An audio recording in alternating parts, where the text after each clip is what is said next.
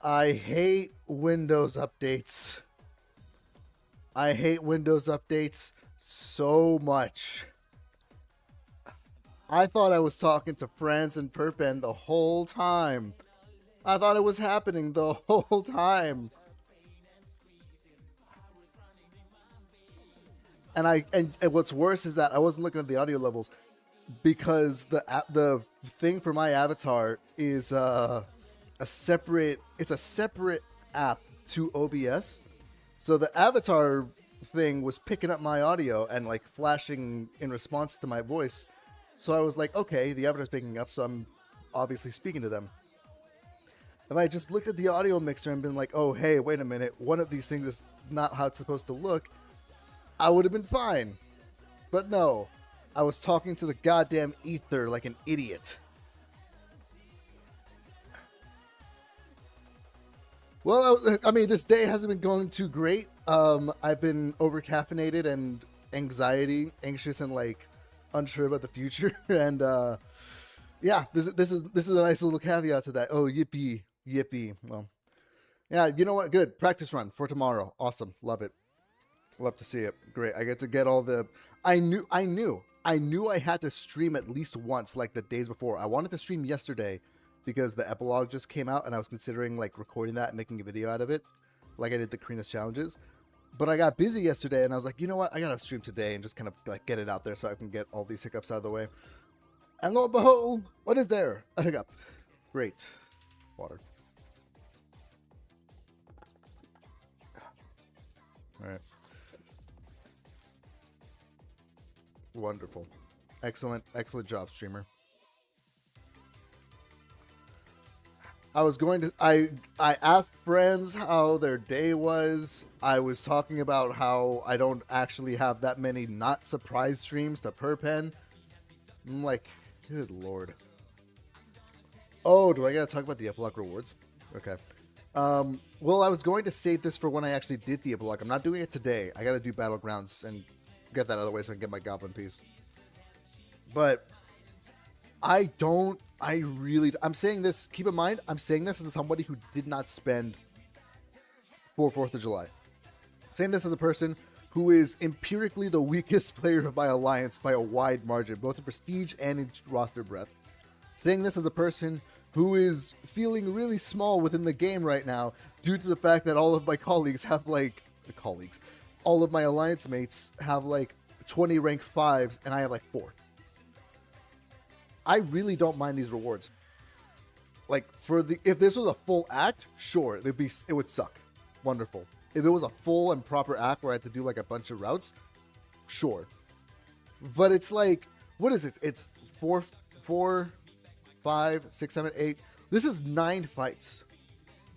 9 fights, 2 of which we've done before. I think all of these we've done before, actually. The rewards are kind of sad, but like the work required is like, it's literally nothing. Like no, I mean, I'm not going to say it's nothing. I haven't done it, but it's like, what do you expect was going to happen for this amount of work? Really?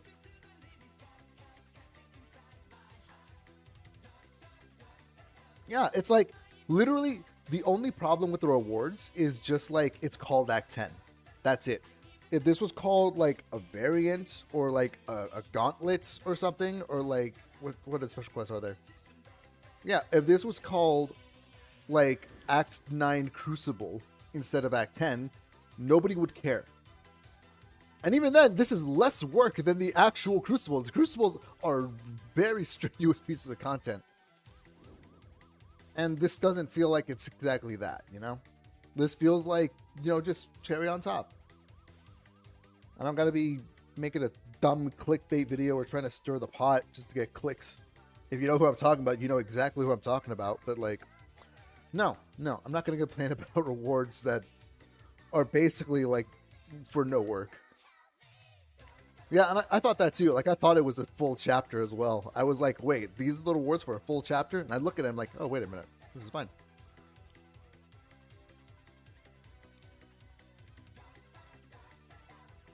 Yeah.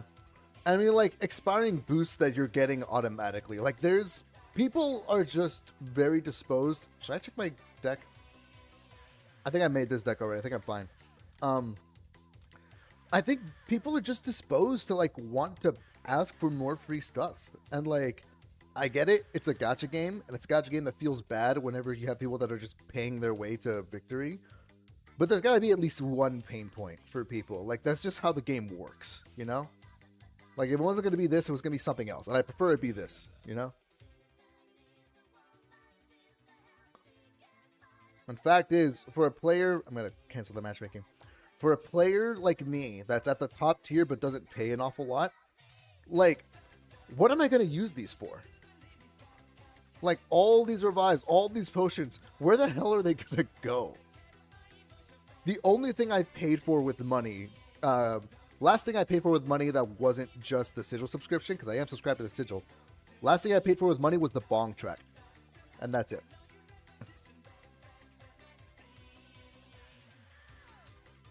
No, yeah, and I get it. I get it. Being elder, not being elder, kind of sucks, and I get it. But unfortunately, there's got to be a pain point. And as much as it sucks to be lower on the tax bracket, like there's no way there's no way all of us can fit in the top bracket. You know, it just is what it is. Where's the battleground? Can't find battlegrounds.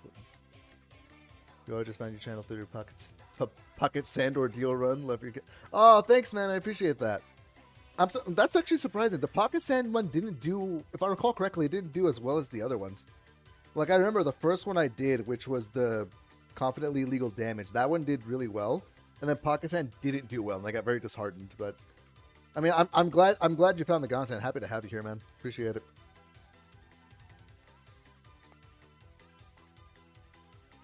7 stars. You can only use 7 stars and 5 stars. No, the new acts. I don't know about Act 10 Epilogue. I don't know if there's a new limiter for that. But I know that for Act 9 specifically, you can use 6 stars and below. But the way there's a node set up to where it will scale up your damage based on your challenge rating or like your star level or your rank. I don't know. So basically, you can use 6 stars or 5 stars, but they're going to hit exponentially less than 7 stars and above, you know? Like more so than just the actual ranking. If that node is in Act 10, I'll check later. If that node is in Act 10, I'm assuming you could still use 6 stars. But if it's not, then it's not. Then you probably can't use 6 stars at all. What is this meta again? Daunted, Steadfast, Block Efficiency, and then Root. Oh, okay, so banning this. Banning this. Banning probably this as well. I don't like the Serpent being on the field, but... Oh, he's Ascended Chavez, dude. Come on. Okay. Fine, well, let's see if he's scared of Serpent. He'll ban my Serpent. Damn it. God damn it. I need a Serpent counter, and I think Mojo is the safe bet. Oh, the gate... I'll have to look at it. Because I know... Because that's what I was saying. I didn't know if the node was in there, is what I was saying. So I actually couldn't make a educated guess. I will not draft Enchantress while Spider Woman's still on the board. Let's go... I already banned Nico. I don't know why I banned Nico, actually. That feels like a wasted ban. Let's go you and you. Why not? Get the roster breath. Oh, okay. Arnhem on the field, great. Onslaught on the field, not great. Also Kindred. I probably should have also looked out for Kindred. Koei is going to tear apart the Hebo, but I do kind of need a science character.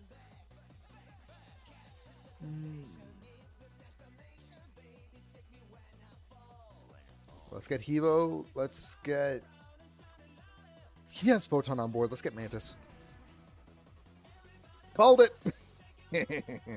Oh, but he also has Bullseye. That's also bad.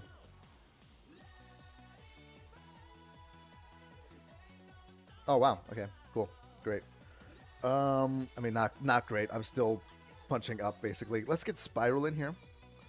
Better answer for the Serpent. And let's get...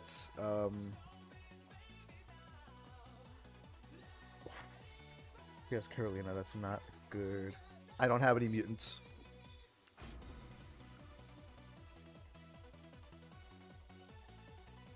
Oh, wait. The 5 stars are still available alongside this. 5 stars specific. Oh, I see what you're talking about. Okay. Yeah, I will check. No, she is great on defense, but they just drafted Carolina, and as much as I like how Viv slows the opponent down with the power drain, she's too flimsy. Even with the armor up buffs, she's just very, very flimsy.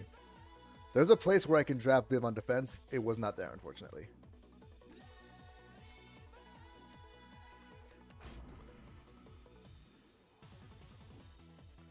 And then Kindred.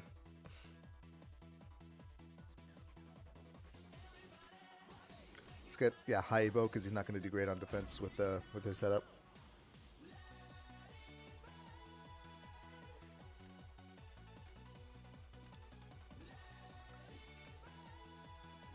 Okay, well, there's the... Okay, yeah, so he used the Okoye there because... Wait, does he not? But it's Okoye, though, against the Mojo. Let's hope he dies. I think now, with that, I can play a little safer.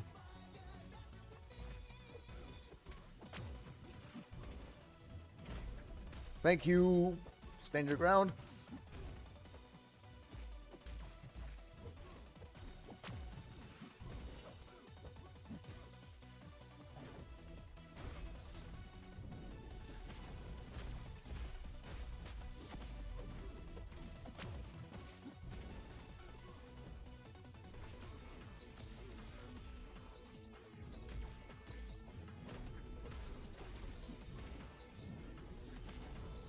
Oh, I didn't block. That's bad. Oh, I might die. Get out of here. Oh, because he's... That's bad. Oh, okay. Let's... Now I really hope he dies to that Mojo.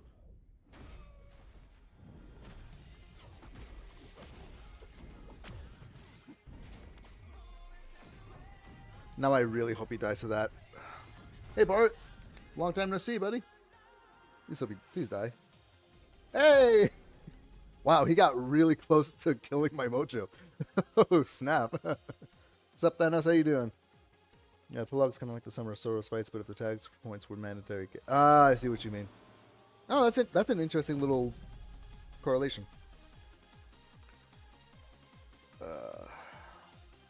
Who you put on defense, buddy? That will inform a lot of my decision. I've been out of Battlegrounds for way too long. I have 0 sense for what's safe. Okay. I think Jean is good for that. Let's go.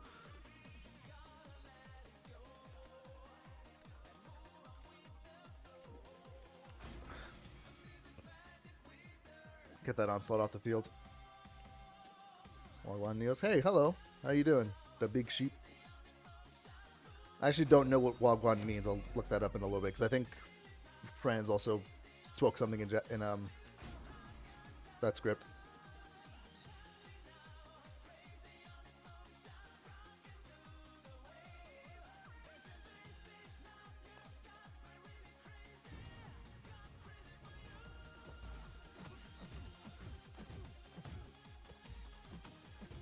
Oh, okay. Unfortunate day, but I mean, not the worst I've had. Just going through it.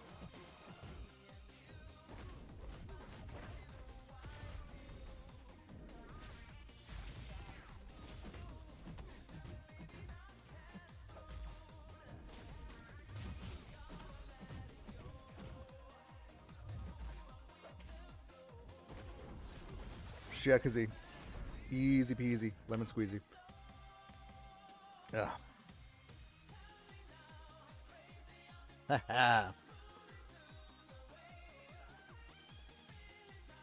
Oh, nice, nice. I was just saying earlier, while I was muted, like an idiot.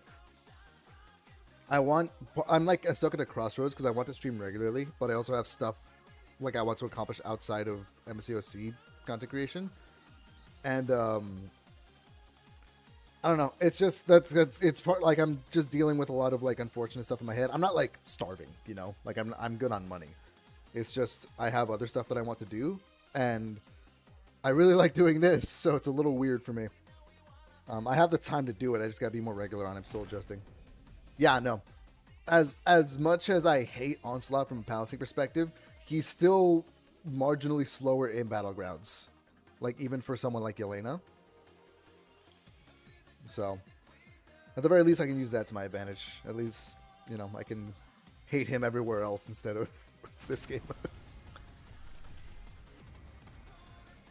I was debating doing epilogue today and recording that, but I think I'm gonna wait. I'm gonna hold off on the epilogue for a little longer, so that way I can focus on recording rebalance, and hopefully, depending on how long the epilogue chapters take, I can edit them together to be like another set of the Karina's videos, so I get more of that content out there because people really like that apparently. So I'll probably do epilogue not tomorrow. I'll probably do it like next week when I'm setting up for the next section of the rebalance.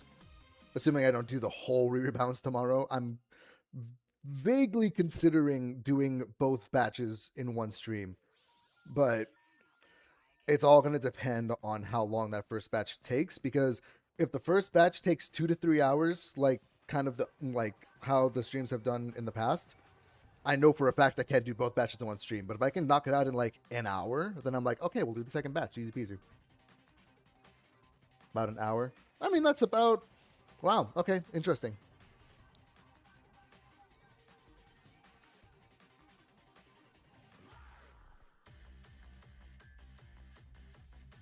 Oh, you don't... Bart, you don't know?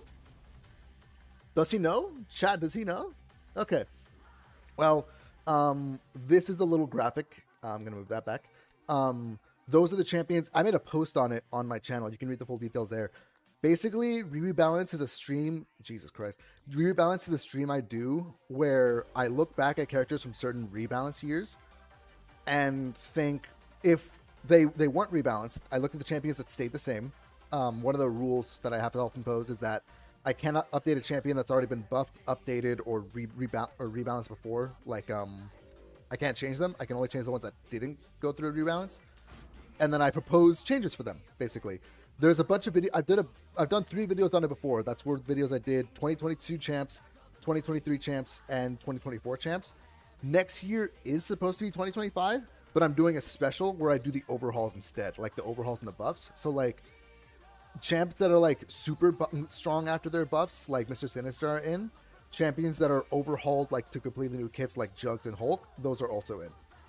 Let's go you and you. So I basically just spend a whole stream and just kind of pitch changes to them, and I do it with chat.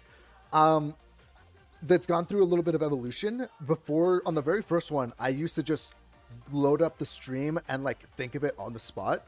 Now I have like preliminary ideas that I have, like ideas where I'm like, okay, I've talked with devs, I've talked with players, I've talked with other people.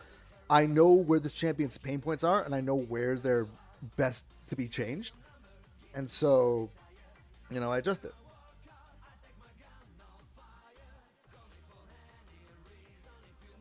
What should I already got Bong. Let's get Mantis. Let's get Spiral, because I think Serpent's still on the board.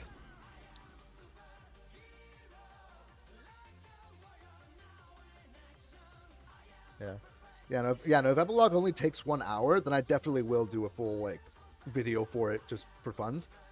At the very least, I can cover the content of like doing the actual bosses, you know, for funsies.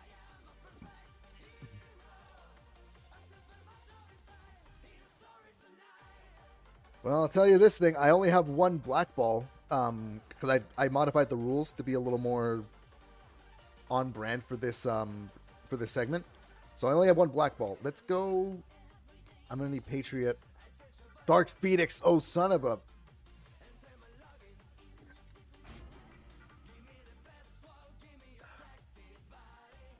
Crap.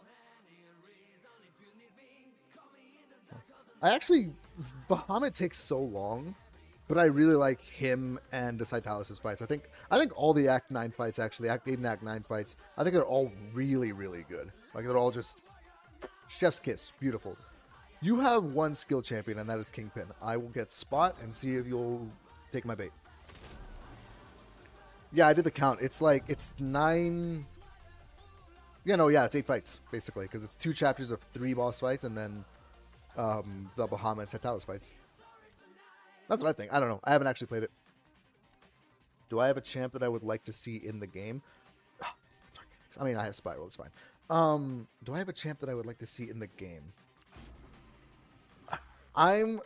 Here's the thing. I do, but I know this version of him is never gonna make it in because they've been leading a lot towards comic accurate depictions, unless it like really lines up. But I just love Spectacular Spider-Man, and I really want that version of Tombstone to come into the game. But I know he's not. I know comic Tombstone is not like Spectacular Tombstone, but he's still on the list. Other contenders are like Hammerhead is really good.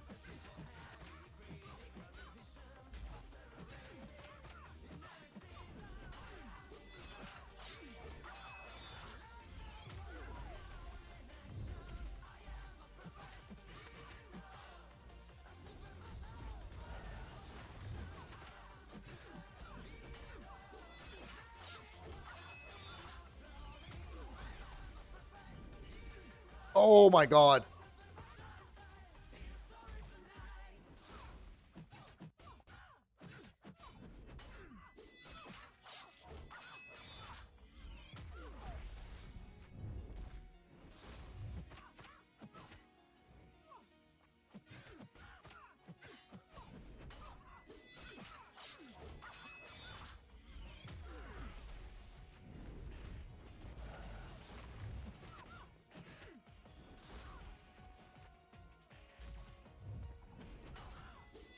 Still taking boatloads of damage.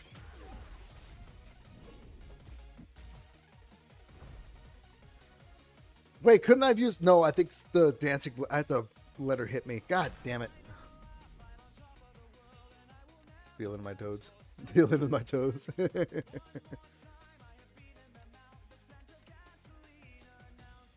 Oh, I have not... I mean, he looks cool. I mean... This is a weird thing I think about DLL's design. DLL and I mean, I love DLL. DLL's my alliance leader. He's really cool. I only feel like some of his designs are a little too targeted. And I don't mean like the design itself. I mean like specific ability that I say, I hate this champion in particular.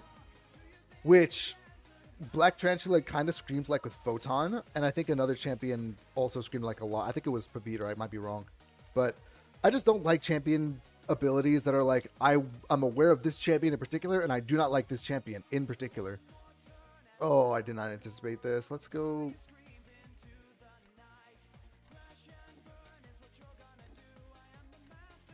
Let's go this.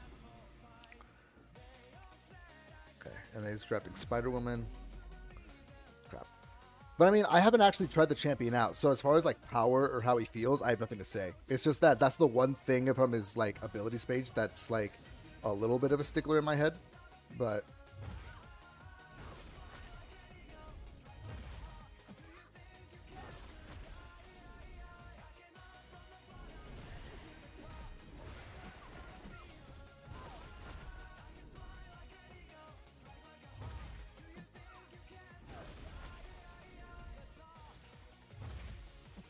I hate that I can't get these sandbows off me.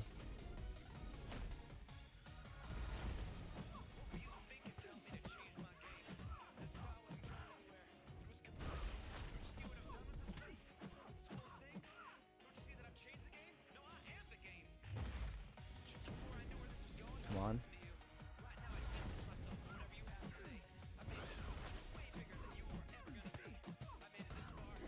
Okay.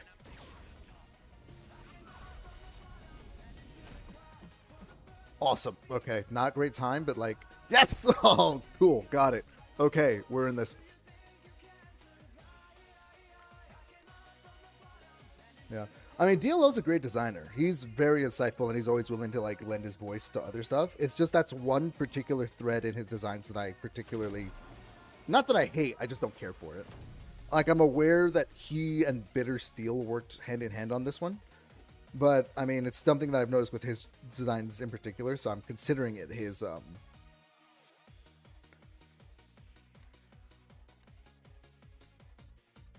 Let's try this.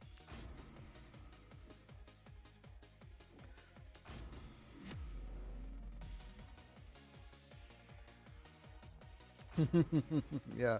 Guy goes a little too hard, so it does feel like there's a power budget, despite there not at all being a power budget. Oh my god. He shimmy intercepted me. You jerk. Oh, I'm an idiot. I thought he was going to hit into me.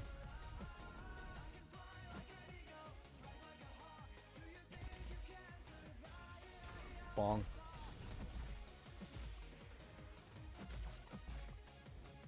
Come on.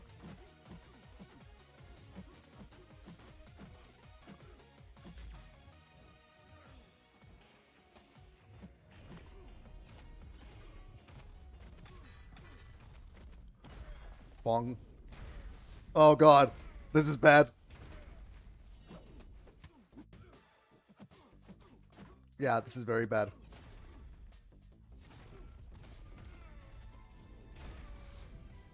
Oh, crap.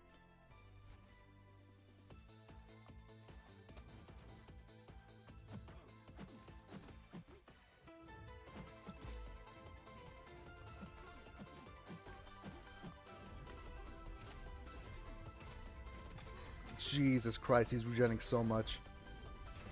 Christ almighty.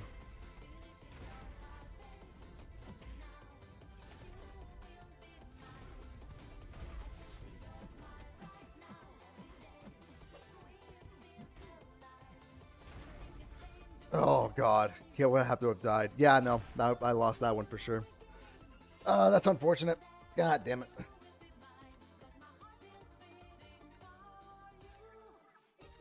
Ugh. Unfortunate. I could have played that a lot better. I just mistimed the power rate so much. No, that was me. I'm not playing ideal right now. Like, I'm usually really good about manipulating enemy AI like that, but I lost it. I fumbled.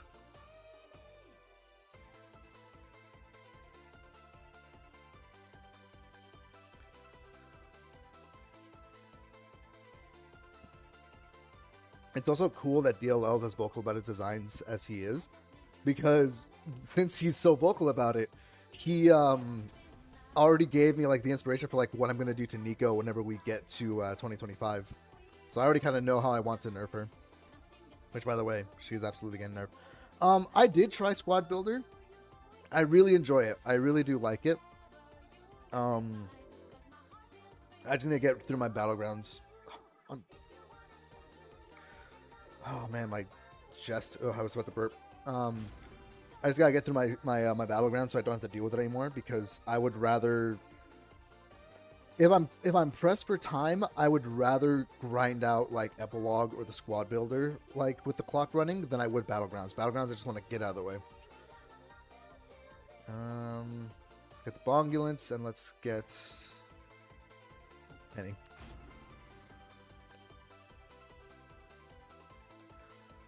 We'll see. We shall see, Bart. We shall see. And if it is, then good for you. But if it's not, you're gonna have to convince me on it. But we shall see. We shall see.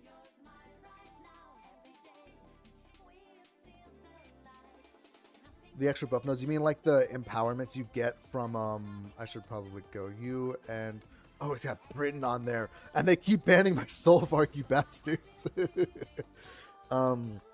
Are you talking about like the buff nodes where it's like the roulette of 3 abilities, where it's like untouchable or crit rate or prowess or power gain?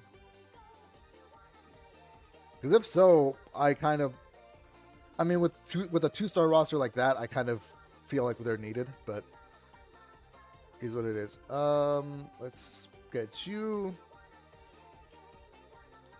Let's get you. Yeah, knew it. I mean, it's the best rendition so far, solely because since you get to add cards to your hand, you don't have to deal with like the forbidden no points awarded because you lost the RNG roll. He has Cat Britain, he has Sinister, but they're both gonna take a while. He has no good Zola counters. Awesome. Oh, you mean the modifiers? Yeah. The modifiers are really weird. I do like them, but I think they're just poorly implemented. I'm sorry, I'm not putting Viv Vision when Serpent and Maestro are on the table. I ain't doing it. I love Viv. I love Viv so much. I'm not putting her on the board with that much to lose. I will see if I can bait out the Serpent though. Let's see if he loses to Penny Parker. Probably should have held on to Penny Parker. That might have been a bad idea, but it's okay. We're living.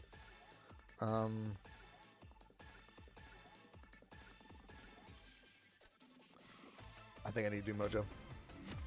They are clunky. No, that's the thing. They are absolutely clunky. Like, I like them when they're like low scale, like, oh hey, you get them for every mutant or skill or of a particular suite. Like, I like them when they do that. But the ones that are like 20,000 for like a full house, or if it's like for every odd sequence in a sequential set, and I'm like, that's weird. Me no likey.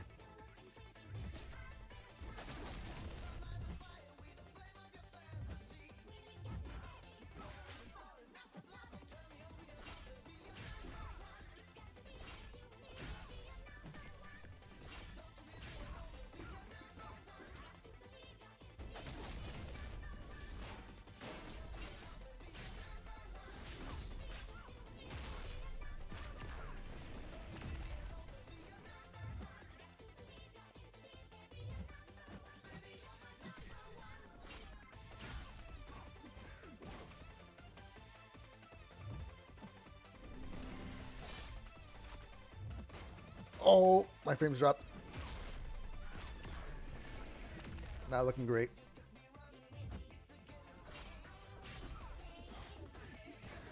Okay, cool. Oh, God. Okay, cool. Oh, yeah, Viv on offense. I have to be very sure about using Viv on offense sometimes, because it's like if I use Viv on offense here, I'm basically praying for him to put Mr. Sinister on defense. Like, I have to be very careful at using Viv on offense. I love her. She's really good. She's like one of my favorite tech champions, but I just didn't feel like she was the move, and I was kind of right, to be honest. We gotta grab the Zemo going in with the Zola.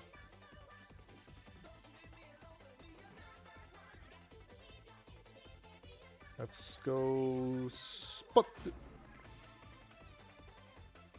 This is probably a bad idea.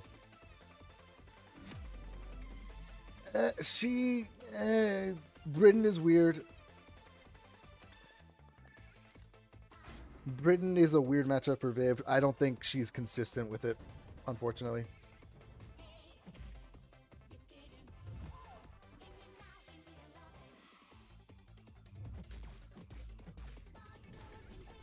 Damn it.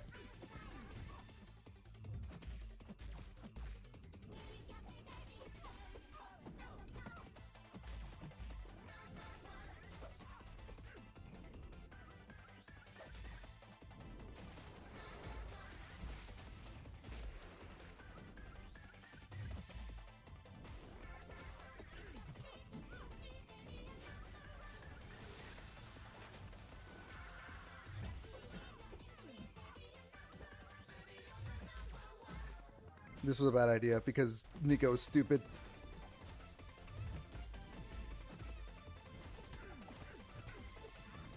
Can I kill? I cannot kill. I'm gonna die. He just showed up with a holy died.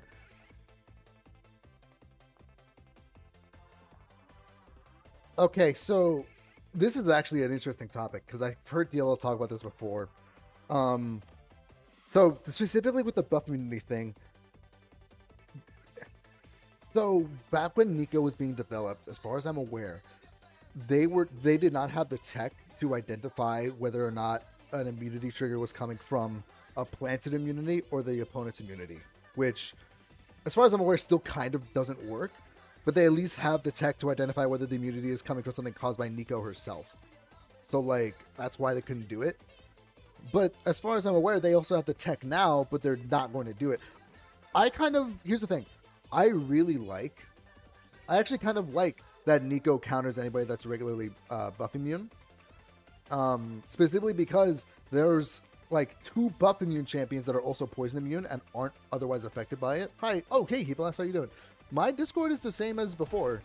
You should still be able to, I think I'm still on that old Discord channel. I know it's not spiders anymore, but you can still contact me there.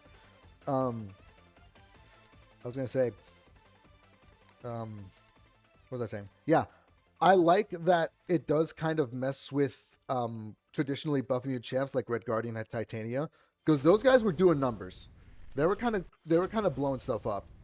So I kind of like that for buff immune specifically. You need Ant-Man or Cassie Lang or whoever, someone who has both immunities on your side. But I'm aware that the decision, that's kind of like a byproduct of how she was developed. Unfortunately, I completely lost the victories out. That sucks.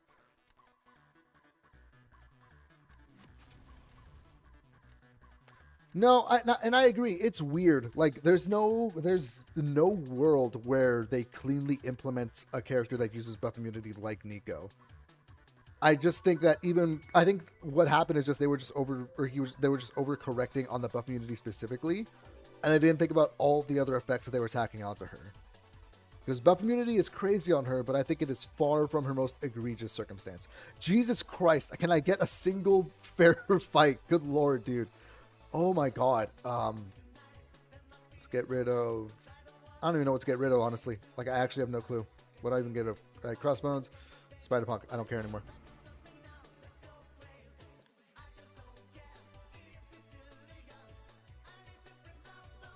I mean, that's also weird. I think it's also kind of like they really wanted to make sure you could not Crossbones Nico. Like, I don't like the buff immunity turning into passive either, but I'm not going to sit here and act like if it does get changed to a debuff at all times, then I'm not going to sit here and act like Crossbones isn't just going to rise even more in stonks, you know? Like, it's unfortunate, but it kind of has to be there. Like, it is serving a purpose. And again, I think defensively there's other stuff we could change. But I mean, I feel like that conversation can wait till 2025. Hopefully comes a little sooner than I've expected. Jabari, let's go you. Let's go Nico, because you're broken. As expected. I mean, every account's stacked if you just paid money on 4th of July. I just didn't, because I was going on vacation. Ugh. The woes of being not spending.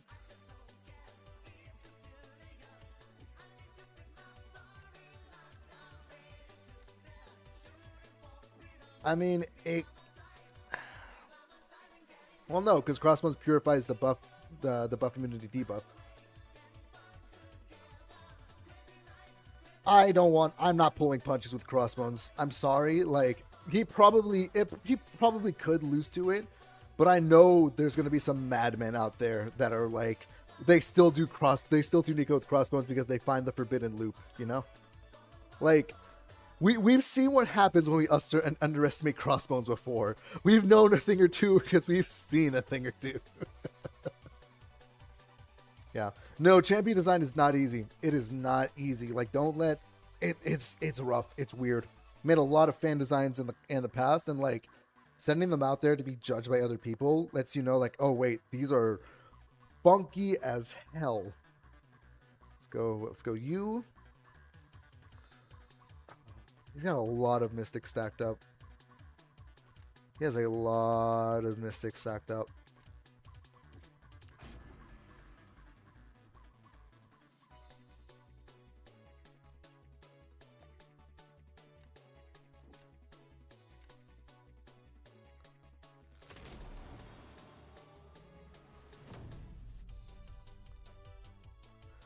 Who did I even put on defense first? He drafted Deathless Thanos.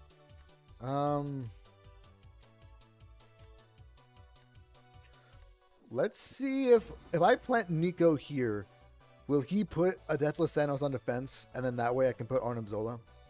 Let's find out, chat.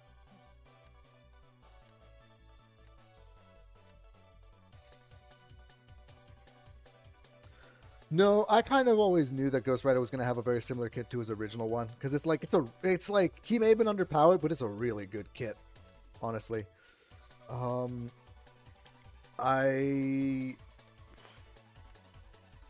This is probably a bad idea to use Spiral here, because now I don't have anything for Deathless Thanos, but like, honestly, if he puts it on defense, I can surprise him with Well, no, he has Carolina. God damn it.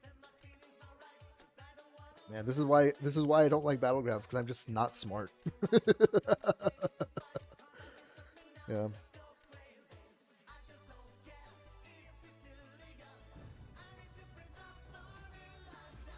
Well, they can't fight Nico with crossbones now. If that defensive trigger turned into a debuff specifically, you know for a fact they would figure it out. Oh, that's bad.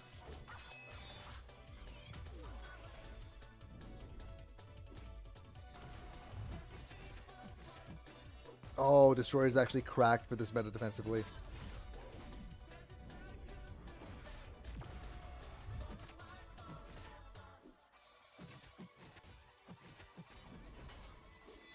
I just have to make sure he uses the She has so many hits. This was a bad idea. Oh, crap. Yeah, this is not... I don't think I'm winning this fight.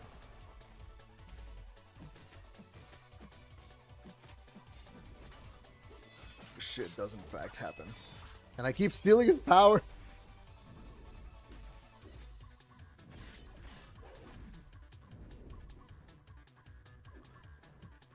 Throw it, you mad bastard.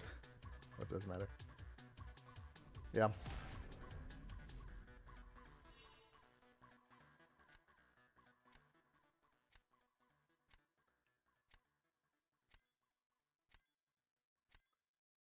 I don't know, it's all good. Replace Pav's buff with like a Sin Charge or counter, then such to Penisper Burst, but his kit now is pretty similar to that way. I mean, yeah, there's a million and one ways the character's kit can work out. I think a thing that people have to remember when it comes to new champion releases and like buffs is that like it's not like they have the freedom to do everything they want, and it's not like they have the not clearness of mind, that's not the right word. Designers are not people working in a cubicle and shipping stuff out like easy peasy. Designers are very much people that are looking at it and going, this is my take. These are very much the individual designers' takes, you know? So like a lot of people just aren't going to see like the connection with like Pab's kit into Ghost Rider's kit, because it's like designing is literally art. It's just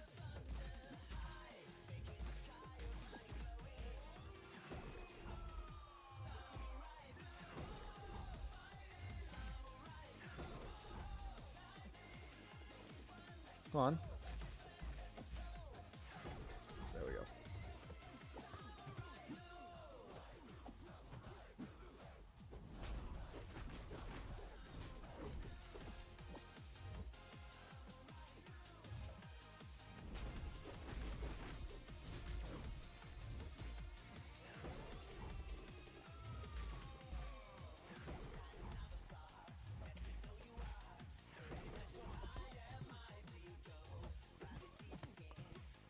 I probably could have just thrown it. Yeah, and they're also humans, you know? Like, I hate... Look, I get it. Hobgoblin is not a great character. He's a little underpowered, a little unintuitive when it comes to design. I understand it. I get it.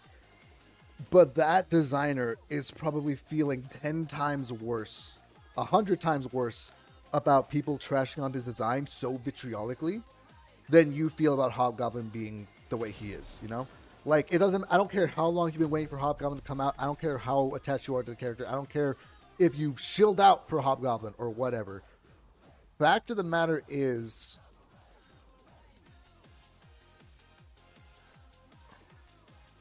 that was a human's work on there, and people are being really, really, really shitty about Hobgoblin and his person's design. Yeah, I should have expected that. And it sucks, because I think Hobgoblin's design, maybe not his kit, maybe not his numbers, I think his design is really cool, you know? There's something about heavy-based characters, like fighting to my heavy, hitting to my heavy, funny, heavy characters.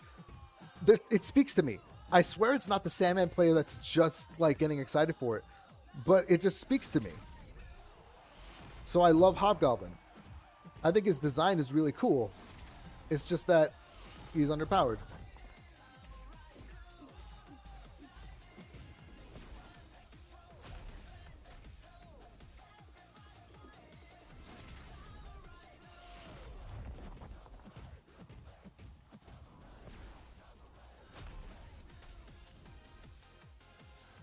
Yeah, I'm definitely not winning this one. Goal.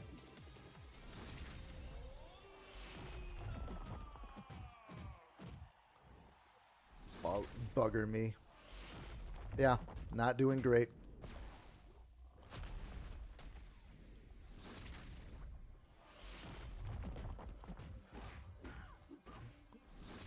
Ow. Ow.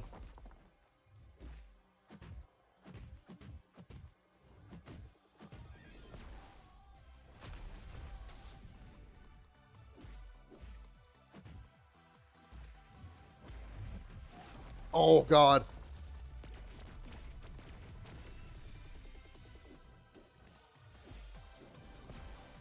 Yeah, I am 100% not winning this. Yeah. Yeah. Oh, well. I mean, I was kind of locked out because I'm stupid.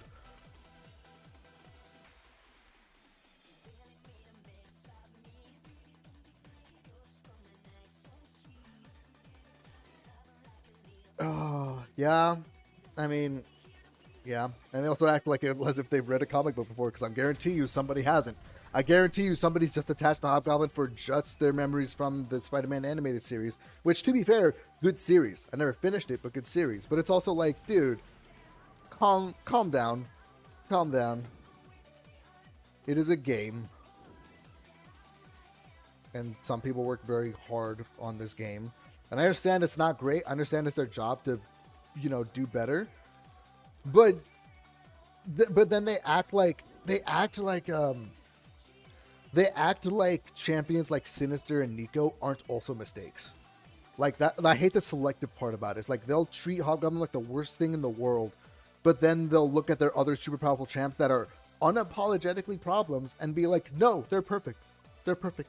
My sweet summer child, there you are. And then they look at Hobgoblin, you stupid donkey. Like it's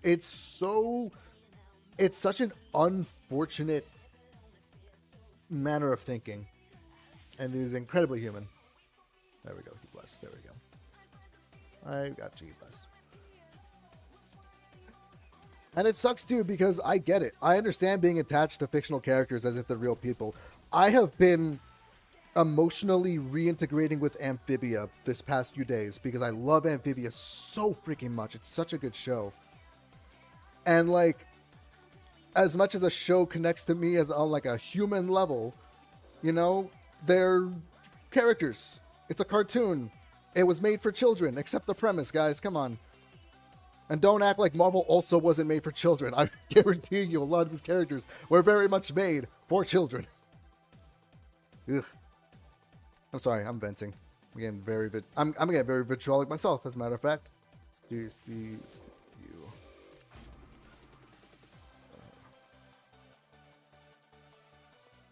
No, I mean, I kind of get it. It's not just like, me. I'll call out a champion's design for just being a numbers thing. Like Hulk's design, really good, really cool and fun design. Terrible number scaling, That's just how it is. But Hobgoblin, I do think his design itself could be a little better.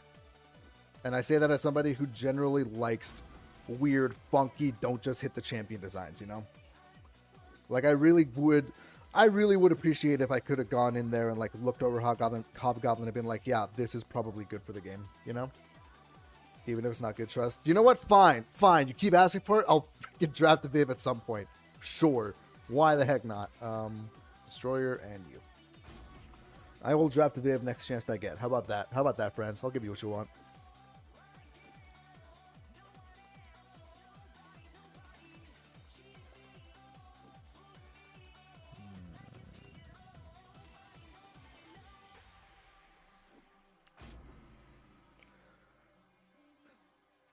I'm just playing to lose at this point. I think I have to wait longer before the people naturally climb. Oh man, I'd love to. Oh hey, there he. Oh wow, actually, no. I made a promise. I made a promise. I'm drafting Viv. I actually made a promise.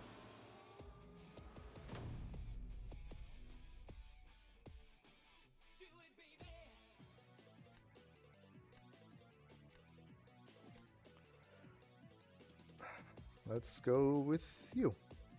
No, let's go with you. Like, I haven't had time to really think about Hobgoblin's damage. I also haven't had my hands on the character, so I haven't really felt what he can do outside of, like, the squad builder. But, excuse me. I already kind of know that there are things that should be changed. Like, I already know with Hobgoblin there are some things that should be changed. It's not the ones people are thinking of. I don't want to give him a plasma replacement because I genuinely believe that plasma replacements, that like dot replacements, if they're overdone, like they suck. You know, not like they suck like power wise. They seem stale. You know, but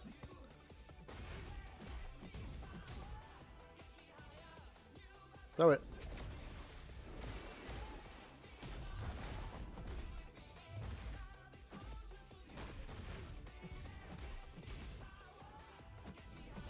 I probably should have.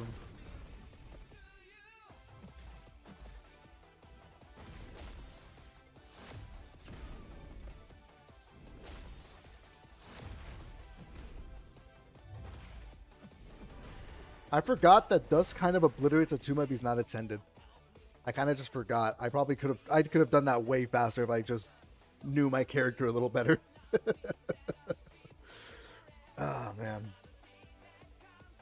But I mean, Hobgoblin, he can wait till the 2026 rebalance. We'll have plenty of time to do on him. Also, another thing with Hobgoblin, he's been out for like 2 weeks, dude.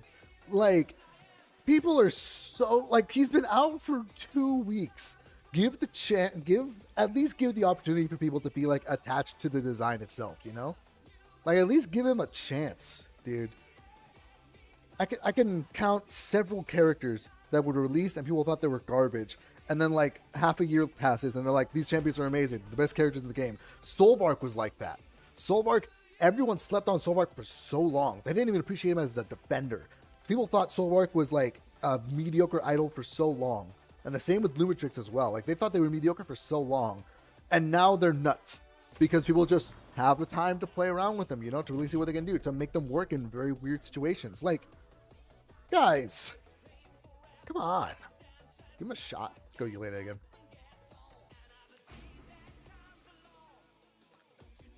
What's up, Eisen? How you doing?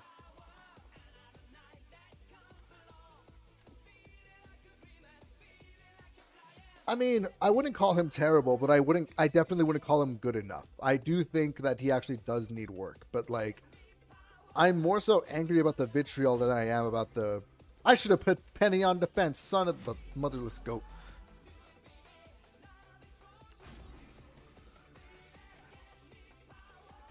And I don't appreciate the critique on any character that it's like there's better options. Because I think a lot of characters, like, yeah, there's better options, but now whatever option he's competing with isn't the only option, you know?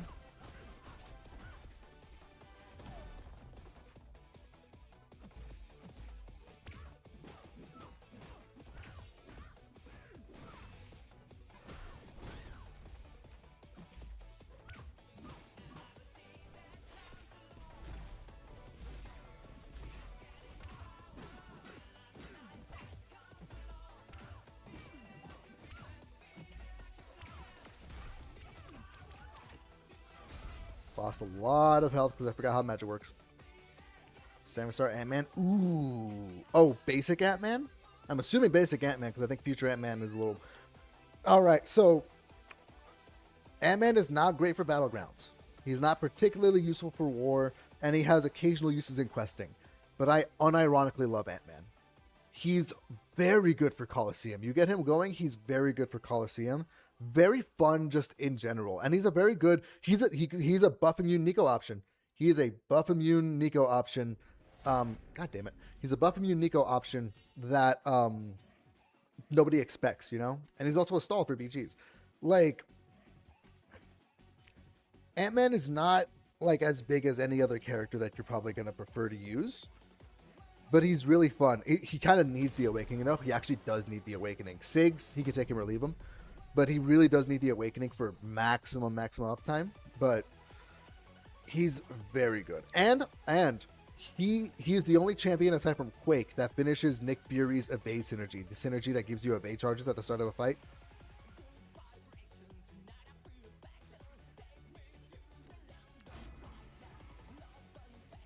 Like he's very handy. He's a very good Swiss Army knife. But I really do think like you do kind of have to fall in love with him as well. No, I don't want to forfeit. All right, this is probably not a good idea.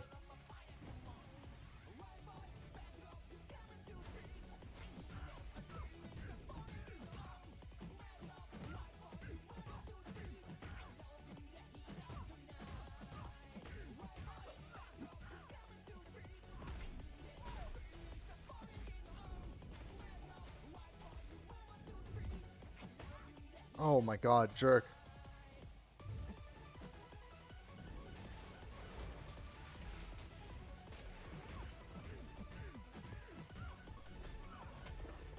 Yeah, that's probably not a good idea.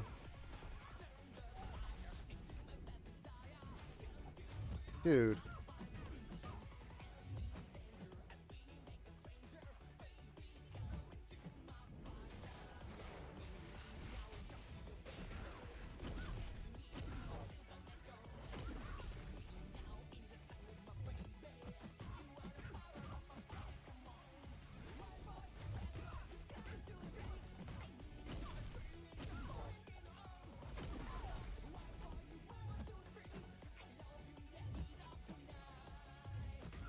Oh my god, dude.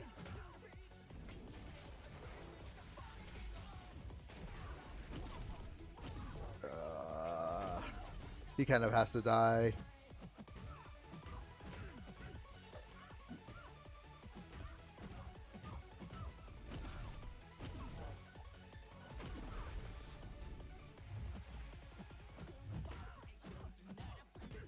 Please kill. Please kill. Oh, God. I lost. Yeah, there was no way. See, this is what happens when I use Bid Vision out of peer pressure. This is what happens. This is the situation I put myself in. This is the... Look what you've done to me, friends. Look what you made me do. Oh, my God. Yeah, no. I'm sorry. Viv was 100% not the draft there, dude. Oh, hey, I got my rewards, CP. Cool, awesome. God damn it, dude. I have not won I've won one Battlegrounds match. Can I get a crumb of victory track? I'm not going to vent about the victory track again. I'm not doing it again. I've already vented plenty. Oh, my God. Absolute chicanery going on in victory track for NEOS over here. Elsa? Against Nico? I got 18 days left on this, man. I really don't want to do No, I don't even want to play Battlegrounds anymore. Like, that's bad. That's such a bad set of fights, dude. Jesus Christ. Let's get supply run. You know what? Screw it. I'm gonna auto fight the supply run because why not? Screw it. My brother.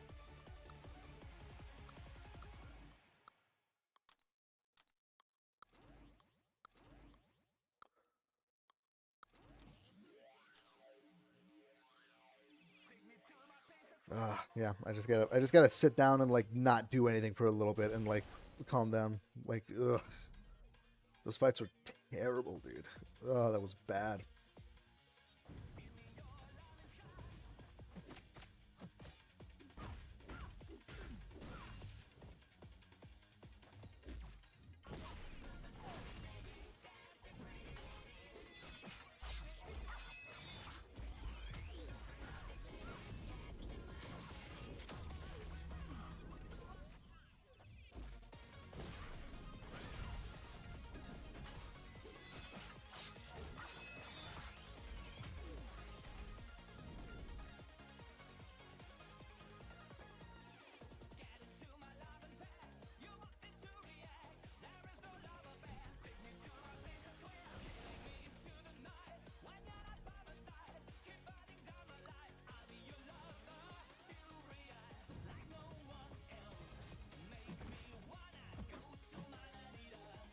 Borrowing on the towers. I have time to train my Viv. I've gone to. I have all of my towers at 84, but the only reason I can't beat 84 because it's only 4 fights. The only reason I can't beat 84 is that I'm missing like at least one rank 3 ascended character to like fulfill the role. And those rank 3 ascended characters are usually really weak as far as like champion power is concerned. So it's like my towers. I'm on the cusp of greatness. I'm this close. I think I beat one of them. I think one of them is at 85 actually, but the rest are 84. Those are hard stuck at 84.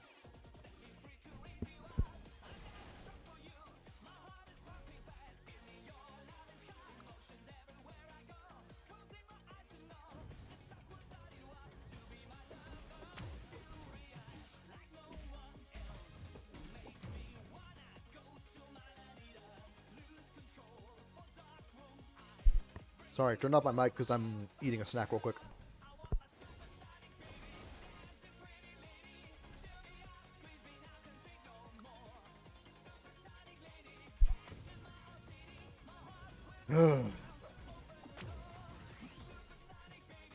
So, are we just not going to talk about the fact that this last live stream we heard literally nothing about Symbiote Spider-Man?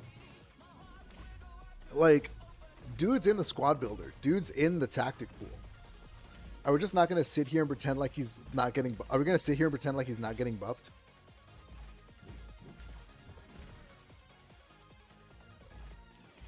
Damn it. I don't think Viv's damage is lacking at all. I think Viv's damage is pretty darn great. I remember... Oh, man. We got into a big argument about this. I remember Sim was like almost crashing out about how Null was ascendable and Viv wasn't. And I'm like, I mean, can I just sit here and say like they're both stupid ascension options? They're both really not good for ascension right now. Like they're too powerful. I had to sit there and be that guy. Like just sitting in the corner like they don't know that I think both of them are bad ascension picks. But I think the thing that makes Viv's damage feel super lacking is that if you mess up like a little bit, or if you don't have her at max sig, her damage will feel way worse than it actually is. Like at full power, at best execution, she's nuts. It's crazy. Like I remember her being like solid contender for best option against the very cursed Inequity Taunt tactic Jean Grey war boss that ruined Alliance War for like 2 seasons straight. I had to take that Jean boss with Viv 12 wars in a row.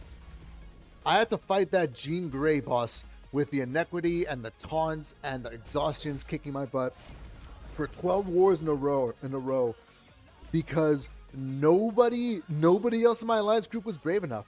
You know, I was like, hey, we can try and make Bastion work. Hey, we can try and make Maker work. Like, we can make it work, guys. Nobody wanted to do it. They were. It wasn't even a skill thing. They were literally just cowards. And I say that really mean, but I have vitriol towards this memory because I had to take the Jean boss 12 wars in a row, and I never wanted to see her redheaded face again after that, dude. I hated Jean Grey so much after having to do those war fights. It was bad.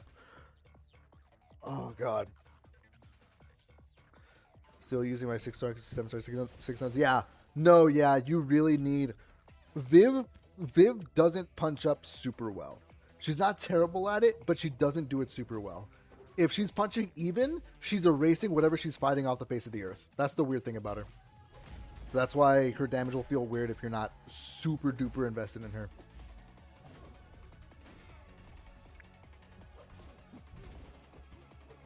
And I'm like, I say she doesn't punch up well as if I wasn't fighting, like, if I wasn't punching up against Jean Grey's on the war boss map, you know? Like, I'm still fighting against that rank difference, and she's still doing really good for me.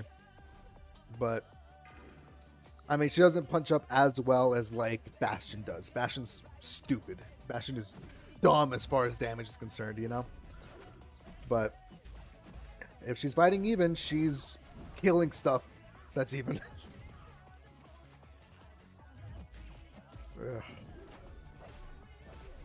And I think it's funny, too, that I ranked up Solvark so that he could be a dual threat on my rank 5 roster. And Solvark has sufficiently Solmark has officially taken the spot as my favorite tech champion. Are you enjoying the new Alliance War season with Towers Tech? I haven't played that many fights with this season. I meant to play a lot more off season than I actually did. I just didn't. But I did 4 war fights last night that were assigned to me. And I haven't felt the luxury of the Towers Tech because all those war fights I still finished at like 80 plus health. So I didn't really feel like the stress of the Towers Tech and like feel like it's saving me. I know for a fact I'm going to have like a Sandman fight or like a Mantis fight that's going to kick my butt. And I'm going to be like, yay, Towers Tech, yippee.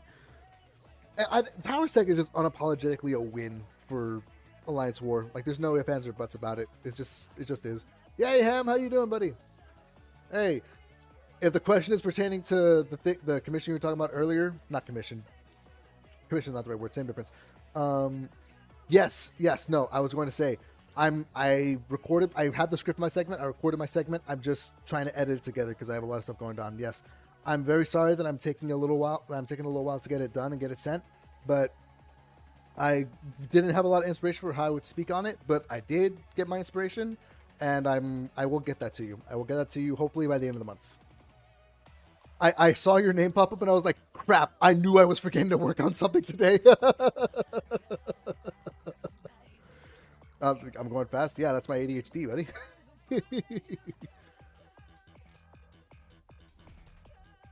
Oh, like you need it by November. Oh, well. I mean, I still want to get it done, you know. I still want to record it for posterity. Oh, wait. Actually, good omen.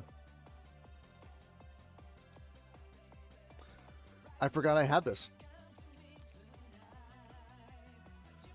I completely forgot I had this greater empowered crystal. I forgot that I had a shot at Ascended Sandman sitting right here. I'm just getting this crystal out of the way. You know? Like, the video idea reminded me of my shooting for Ascension Sandman. And I got it from these crystals. These crystals gave me a free Ascension crystal. I'm hoping. Sandman Ascension, I'm hoping. Yeah, I'm like, hey, Clash Legend, how you doing, buddy? Okay. No pressure. Now, bear in mind, I recorded a previous segment of this where I was using my pity rolls to try and get a Sandman Ascension. Did not work. It did not work. I got other characters ascended that I didn't really want to get ascended. That's okay. Because I've been opening a bunch of the Ascension Crystals, and I got a Gentle Ascension and halfway to Ascension Level 2 for my Jabari. Still don't like those characters that much. Excuse me. But progress is progress. Come on. Come on. Come on. This is a good omen. This is a good omen. Y'all will understand this in December when the Ham video comes out. Good omen. Good omen. Come on. Show me the money. Show me the money.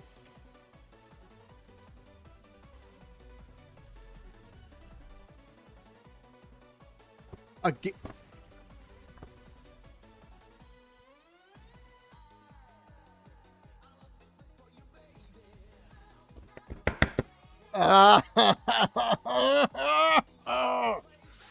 She's already Ascension Level 2, dude. And there's like 17 other people in my alliance with Ascension Level 2 pennies. Why? Why would you? God damn it. I'll never forgive the Japanese, dude. God damn it. Oh, my God, dude. Jesus Christ. Hi, Zoe. How you doing? Happy to see you on the stream. I'm doing not so great right now. I'm doing not so great. Also, hi, Clash Legend. Thank you for enjoying the content. I appreciate you. I guarantee you this is content right freaking here. God damn it, dude.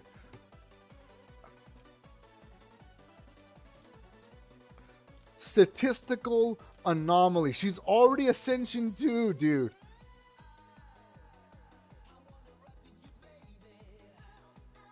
How much does it take to get her to Ascension? It doesn't even unlock it for us. Cool, awesome. Damn it! Well, at the very least, there's a good bit I can put in that little video, but... Alright, I'll stop recording now.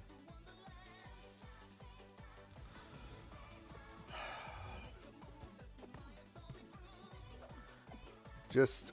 This is and when I edit this together, when I eventually get Sandman and I edit a video together of like the journey it took to get to Sandman Ascension, this is the part where I include the JoJo scene. I'll never forgive the Japanese. I will never forgive the Japanese, dude. It's so frustrating. Hey, sup, buddy? Whatever. It's RMG. I don't care anymore. I don't care anymore. I don't care anymore, dude. Ugh.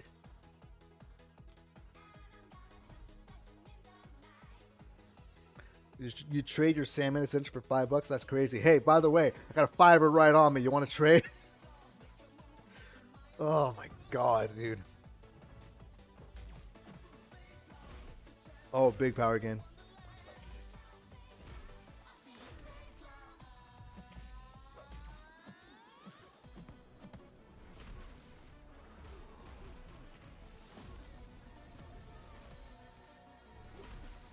Do it again.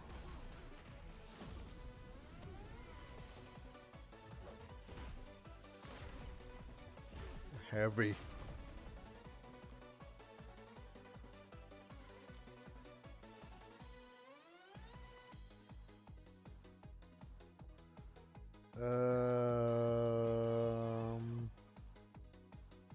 You know what? Screw it. Let's go for a faction reaction. I don't care anymore.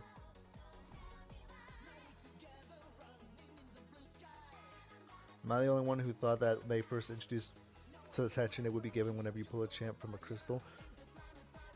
You mean like a generic champ from a crystal? I mean, I thought that too, but I kind of, from the way they were broadcasting it, I kind of figured this was essentially a new rarity. So I was like, there's going to be crystals attached, but I would have been very surprised if it was like any champ from a crystal. I would have been pleasantly surprised, but surprised nonetheless.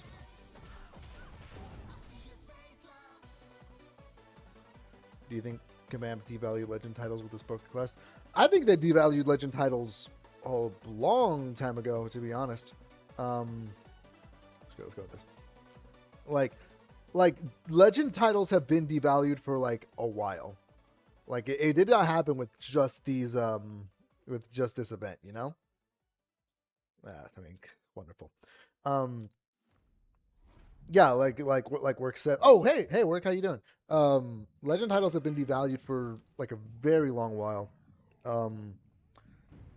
I don't like that they're devalued. I kind of did enjoy that the Legends content was like a specialty thing back in the day.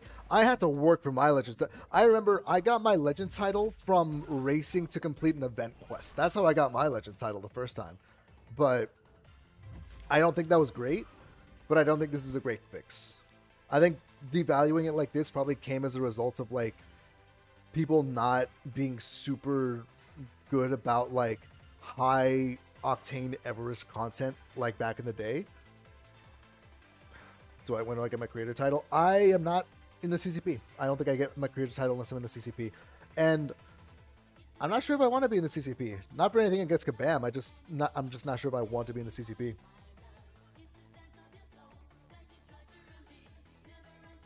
Act Legends runs. Yeah, I mean,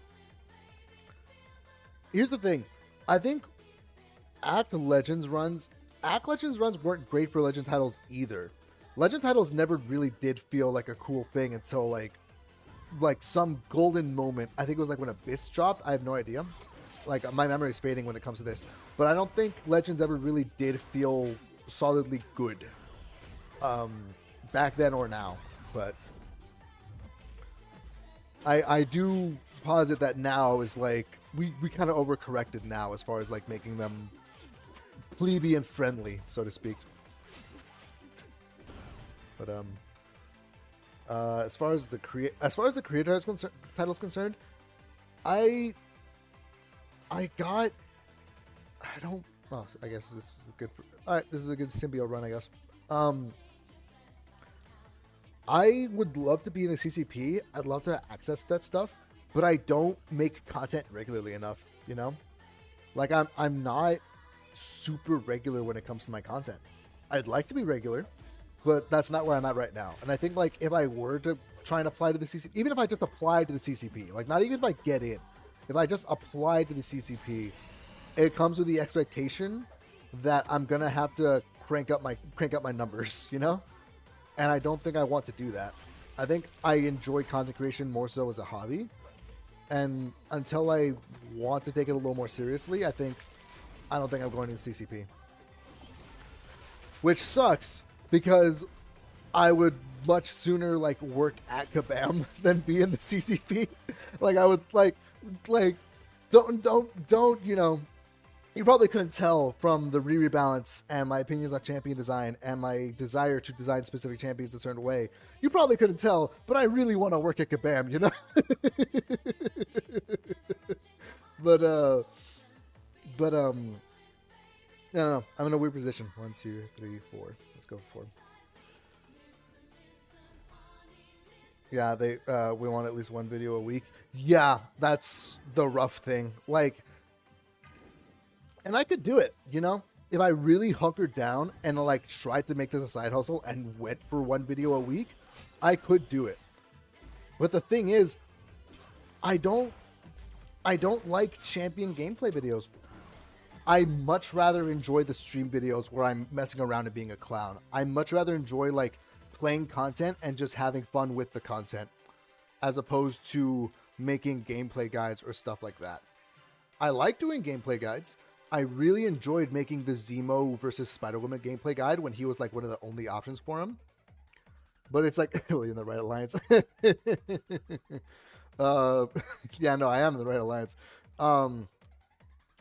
Like I really enjoyed making that one gameplay guide to the other gameplay guide. But if I'm going to make a gameplay guide, I have to feel it, you know? I can't just make a gameplay guide on like Black Tarantula because he's new, you know? It has to be like something I'm feeling, you know? Like I feel like I'm the only person that can broadcast like Zemo or Sandman or Soulbark or somebody. It's I create artistically, but I work like rigorously. Like I'm not artistic when I come into working on stuff. I'm much more methodical when it comes to working on stuff specifically. But to have ideas for stuff, I do have to feel it art-wise. It's the way my brain works, unfortunately. I could probably stream consistently a lot better than I do, like making content regularly. Which, I mean, there's probably a few CCP members that are like that, but, you know.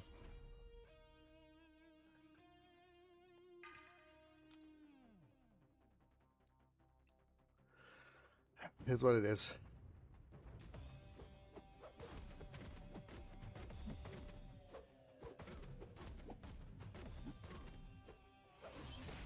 You thought I was working at Kabam from my first rebalance vid? Oh, talking about just the rebalance vid, yeah.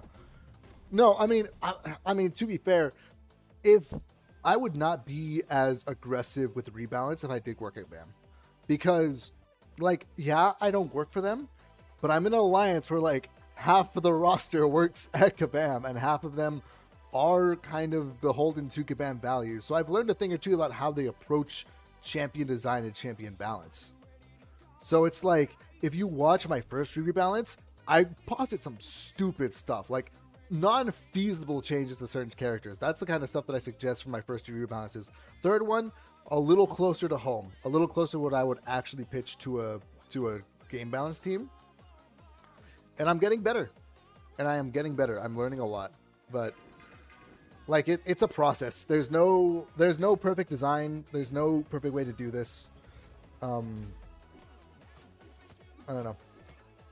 I'm rambling. I am rambling into where I have like no point.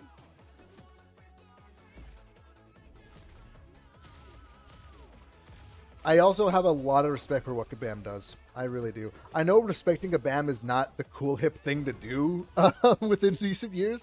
I know it's not the thing that gets clicks or subscribers or views, but it's like these people work hard. These people live for the content, they live for the source material, they live for the game. And I'm still a hard believer that MCOC is I'm still a hard believer that MCOC is a special game. I'm still believe that it's a very special game, that it's like just something spectacular, you know? 2, 3, 4. Let's do 4. I mean, they could be a job application, you know. If anybody that works at Kabam watches my content, you know, call me. But you know, they could be a job application. But I think the main thing, the main reason I wanted to do rebalance, is because when Rebalance program was actually live, I'm gonna stop playing real quick just so I talk about this clearly. When Rebalance was live and characters were actually up to getting changed, people wanted some crazy things, you know? People really did not value champions the way they should have been valued. I'm talking about the community here. They did not value champions correctly when kind of Rebalance. And if you're thinking about Spider-Woman specifically, which kind of spelled the doom for Rebalance program, like, people did not value Spider-Woman correctly, you know? That nerf, that change, perfectly acceptable, perfectly fine. I would have nerfed her harder, honestly. Like, I don't like Spider-Woman as a power threshold. As a design, she's great. As a power threshold, little too much. Point being, the main reason I did Rebalance is because I wanted to broadcast more of the neutral mindset, you know? That Kabam should have rebalanced more characters, but the community was not right in their general sentiment, you know? I wanted to showcase the neutral mindset, which, you know, there's a thing to be said about politics and being a centrist and what have you. In terms of MCOC politics, I really do think there was a middle ground that people were just missing. They were missing the point of, like, the Rebalance program.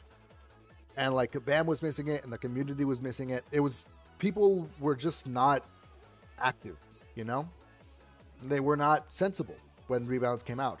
So I made Rebalance as like a sort of, hey guys, let's think about what we could have had. And I did it with the full intention of being, hey, these are the champions that should have been nerfed. That's perfectly valid. Now I'm going to nerf these other champions that you actually like so that you understand that I'm not pulling my punches anymore. You know? Like, I wanted to show them that there was a better way. I wanted to show the people that there was a better way. I wanted to be the Messiah. Oh my God. I wanted to be the guy. I wanted to be the game balance guy. And I'm not as big as I'd like to be, but I think I've done a lot of work as far as changing a few people's minds.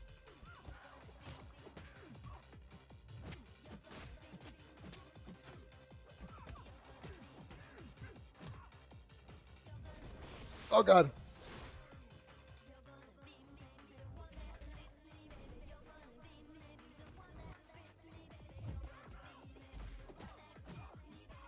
Okay, so and then this is a perfect example. Like, on one hand, like, yes, this is exactly what I was talking about, like, by like DLL, where it's like some champion designs are just too targeted for one specific character or one specific interaction. On the other hand, you say gacha mechanics as if we're not playing a gacha game. God, I'm so bad at Paviter. Good lord.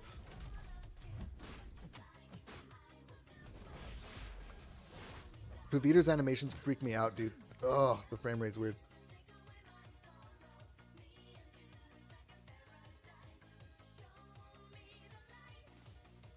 Oh, I misunderstood what you're saying. You know what? And that's a testament. Perpen, I misread your message as that Kabam does do those gacha mechanics because everybody acts like Kabam is like the worst gacha mechanic in the world. And I'm like, have y'all played Dragon Ball Dokkan? Have y'all played Yu-Gi-Oh! Duel Links? Have y'all played freaking Faye? Have y'all played these actually terrible gacha games? And like, see what they do? Have y'all played League of Legends? Have y'all played Overwatch? Have y'all played literally any game that does things 10 times worse than Kabam? You know? Like, Kabam does do that balancing sell the disease, sell the cure thing. Like, sell the disease, sell the cure, that's 100% I think Kabam does. Because they freaking have to.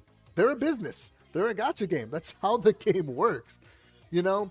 Like, if people want a level of game balance where that doesn't happen, they have to accept the fact that some of their favorite mechanics or champions are going to get nerfed, because that's how the balance works. You can't just pick one side of the seesaw. It has to go back and forth. I'm rambling again. Oh my god. I gotta get off the soapbox. Hello? Oh, cool.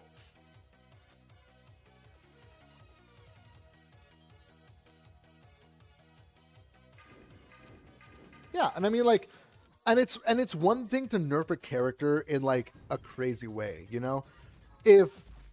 Okay, so if y'all remember, I think it was the second rebalance where Onslaught was in there for 2024. I gutted that man's damage. I probably went a little too hard, but that is like blatantly a nerf. That's the worst thing that could have ever happened to a champion in a rebalance cycle. That's genuinely the worst thing that could have ever happened to a champion in a rebalance cycle. But it pales in comparison to the nerfs that we actually got, you know? Or the nerfs that were even on the table, you know? Like, people equate nerfs way too hard with stuff like patch 12.0, where we've made progress. Kabam's made progress. Community's made progress, not so much. Like, people just need open minds, literally. I should stop talking about this. I've been sitting on the soapbox for very long, dude. I've been sitting on here for very long. I need to play some video game.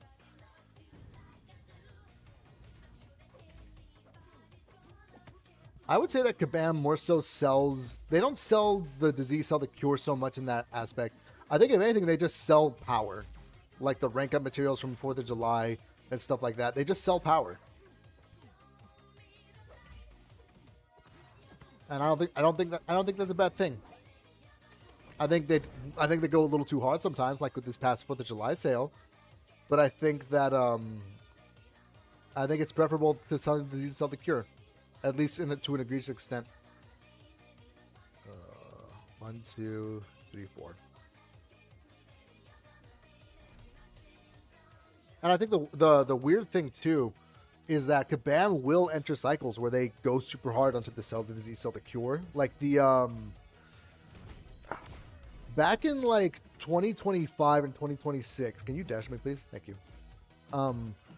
Back in like 2025, 2026, where we kept getting 5 out of 5 defenders back to back to back to back, that was Kabam going super hard on selling disease, selling the cure.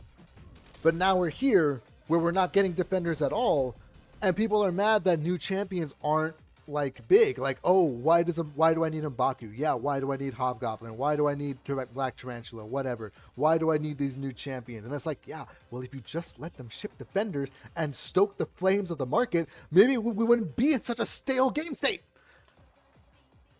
I'm gonna stop. I'm stopping. This is me pumping brakes. Ugh. Let's go Mystic. I don't care anymore. Ugh, I need to not drink coffee, dude. My God. Oh, hey, Misty K, how you doing? Haven't seen you here. Pixie wasn't valued snack. I'm so sad. I opened like 20 Titan crystals and I didn't get Pixie, dude. I really wanted to like bring her to stupid stuff and play around. I really wanted her to be like the new Sandman, like the character nobody expects me to broadcast and I broadcast. I wanted Pixie so bad, and Honeydew's such a great designer. I really wanted Pixie so bad, but I just couldn't get her. Am I gonna falter this? God damn it.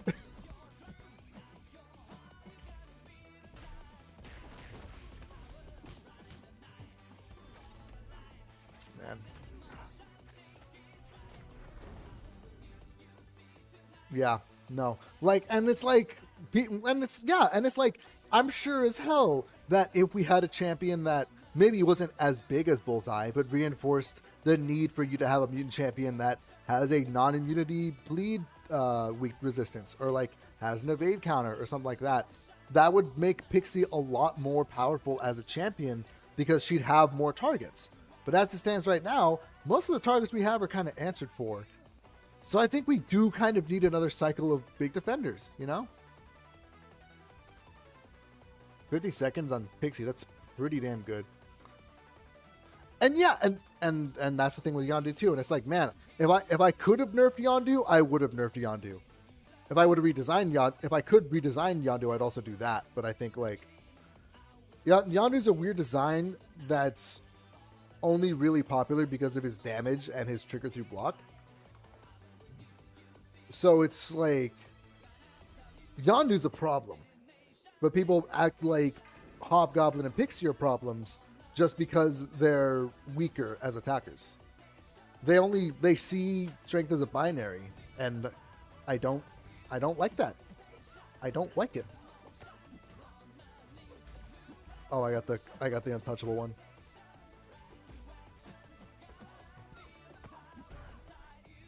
Heavy. Heavy. Heavy. Heavy.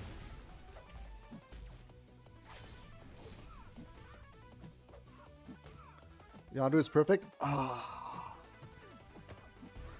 I Perpen, you're saying Yondu's hurt perfect? Hey, Perpen. Puts hand on shoulder. Bro wants the opponent to throw special attacks, but then keeps them from throwing special attacks. Takes hand off shoulder. I need to put. I'm gonna put the meme. Oh my god! I just need the meme of Hold on. Where is it? Hand on shoulder. Okay, hold on. I'm gonna. Come on, open.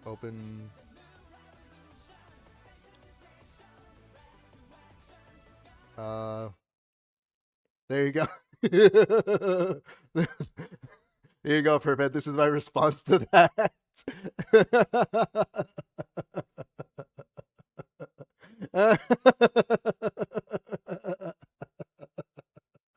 This is my response. Oh, damn it. This is locked for some reason. There we go. I'll put him in the chin.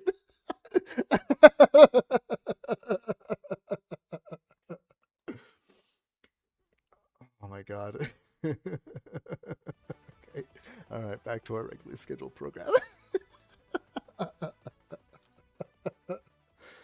Yeah, I don't mean to be a jerk, but Yondu specifically is a case that's very weird as far as like game design goes. And it's not a problem that's solved by like a rebalance. I genuinely think he has to be reworked for the design to make sense. But now he can't be reworked because he does too much, because he's too damn powerful.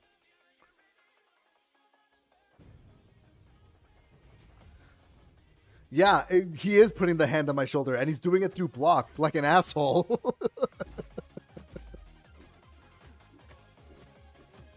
It's some old anime. I have no idea where it's from. It's weird.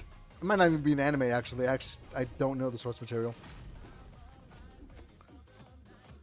I mean, the She-Hulks are also weird as far as ramp goes.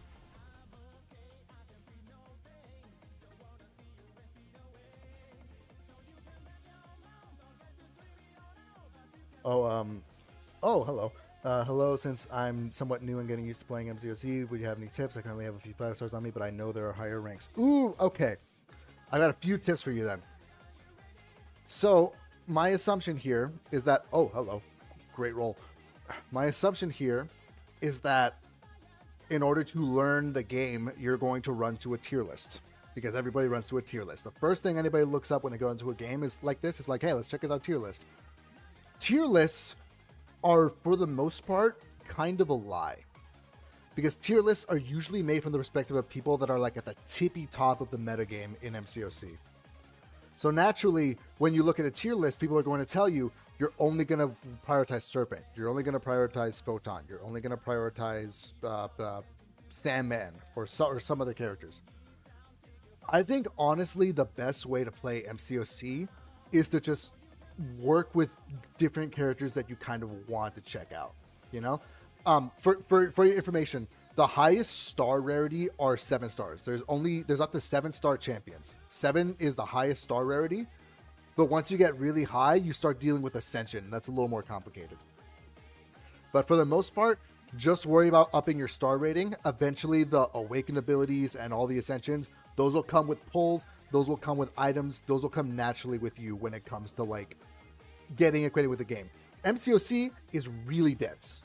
It's very dense as far as what abilities beat what order of operations happens in fights. It's very dense.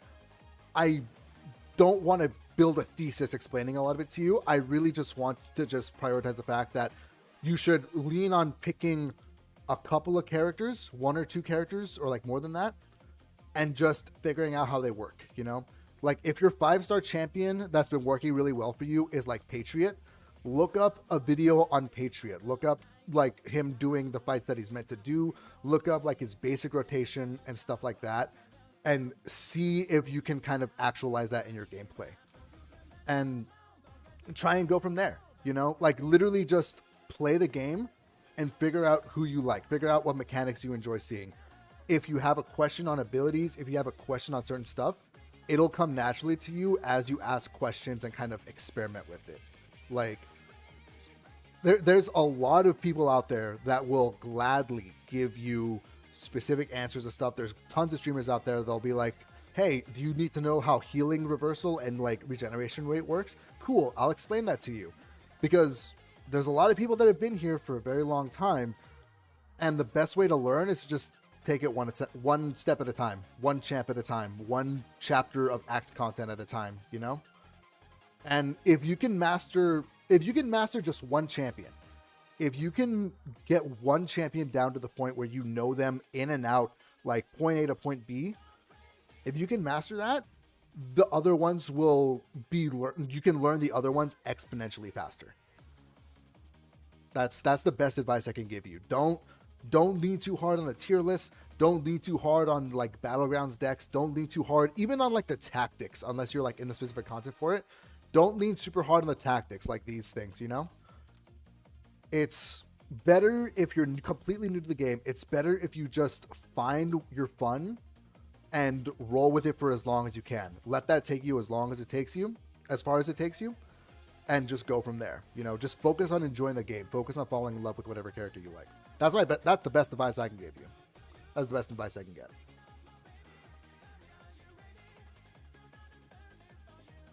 Yeah, no, pre-nerf Act 6 kind of hit you in the face. You know, that was oh man, pre-nerf Act 6 was so rough, dude. 1, 2, 3, 4.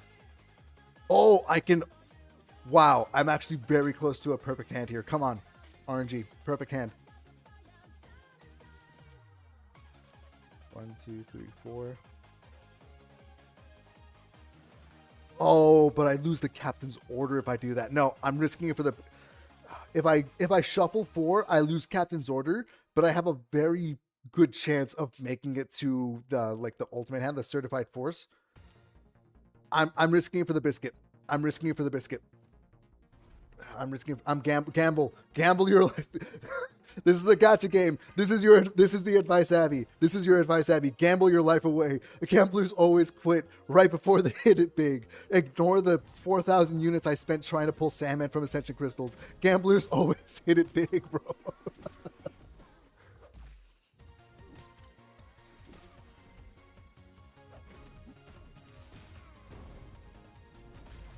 Actually, Abby, I am curious. I would like to know what champions you're enjoying or what champions are using a lot in, like, your story content. Okay. Let's gamble. Damn it. Tech class. Damn it, that sucks. Gamble. Gamble. Gamble the life away. Come on. Yeah. Yes. Let's go. Yes. With the statistical anomaly. Let's freaking go, dude. Oh my God. I might have blown out the microphones. My bad. Oh my God. Let's freaking go, dude. This is why we gamble. Yes. I should have been recording, dude. Oh my God. Let's kill this scream. Let's kill this scream. Let's put this scream in the blender, dude. Yes, let's go. Oh, gambler. Always gamble, ladies and gents. Always gamble. You just never lose. You just never lose if you're not a loser. Oh, what's up, Wolverine?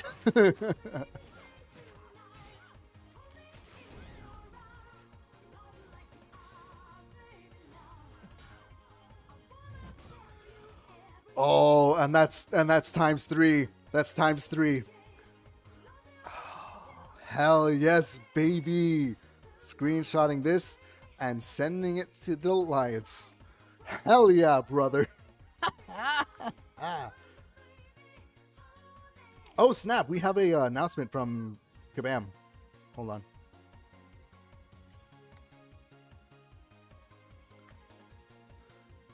Hell yes, brother. Let's go.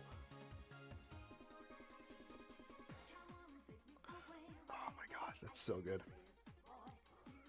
Okay, hold on. Where does that put me in the ranking? Wow, not even.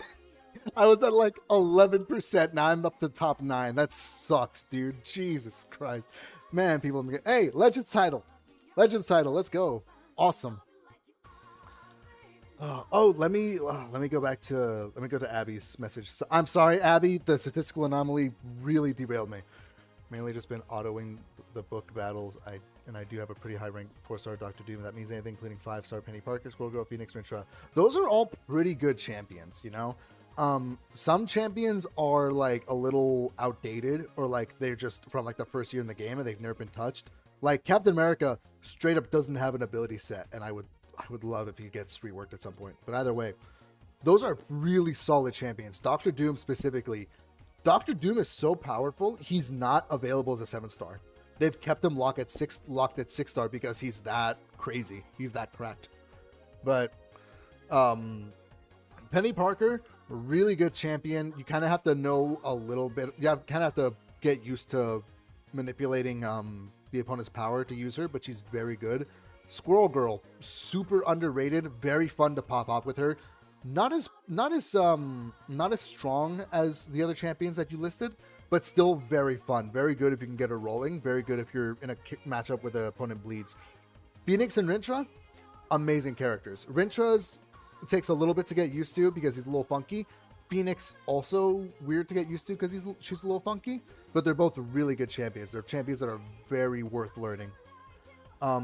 Like general rule of thumb, if you can burn the opponent, Phoenix is great.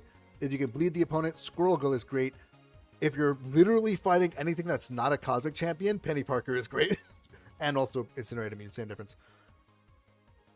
Like once you start practicing with the characters and like learning how the immunities work, you can go really far with those characters. That's a really solid set of champs to use. Timu Legend still in the bag. I mean, you know what? I'm putting it up. Symbiote certified BB. Oh wow. I'm missing only one. Wow. I'm only missing one title, and it's the one for getting the crappiest. Oh, I have to get Lone Wolves multiple times. Oh, that sucks, dude. That sucks. Oh my god, hold on. My chat is not updating on the thing. Hold on.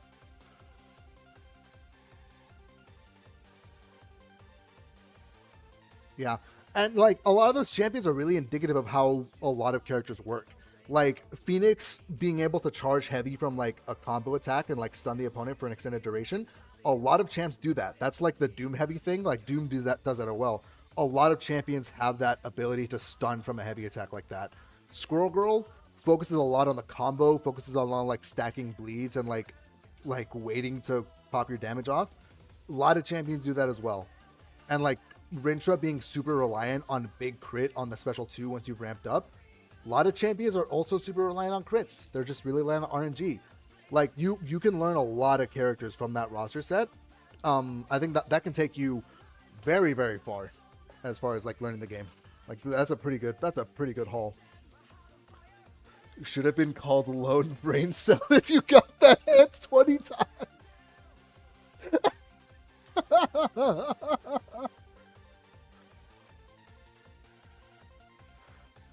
Oh my god.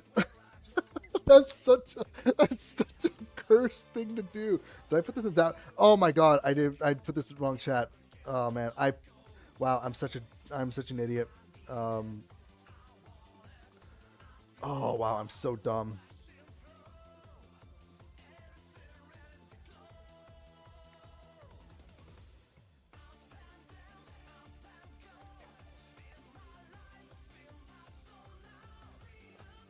Oh my god, and I put this in a Discord and I see Madrox got a 75,000 point run, dude. Come on. Jesus Christ. How did you get the hardest deck with 20,000 points? I don't know. It just happened, you know? You don't lose at gambling if you're just not a loser, dude. Like I I don't know what to tell you. Oh hey, I got him again. Oh my god. Man, that's made my day. That has made my day. Hell yeah.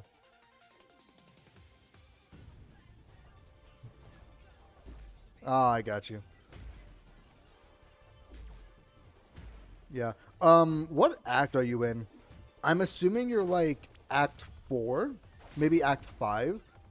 And I think if you're like in act 5, you're going to get to the point where you're going to have to learn a lot about specific champion matchups, you know? Like that's the point where you're going to have to like learn by doing, you know? Cuz like unfortunately for MCOC, okay, yeah, you got a long ways to go. Like unfortunately for MCOC, when you start the game, there is a lot of what's basically slop content. Oh, I get to try a Hobgoblin. Basically it's like you get to auto fight for like 4 acts in a row, and by the time you get to act like 5, you have like 6 stars, you know? Like it's weird like that. The curve is very weird. I did not play Hobgoblin correctly. But I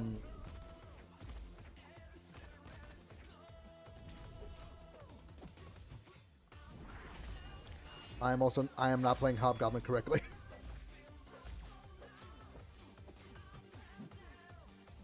I mean, that's good. I was going to say, like, actually, I don't even know the rewards for completion.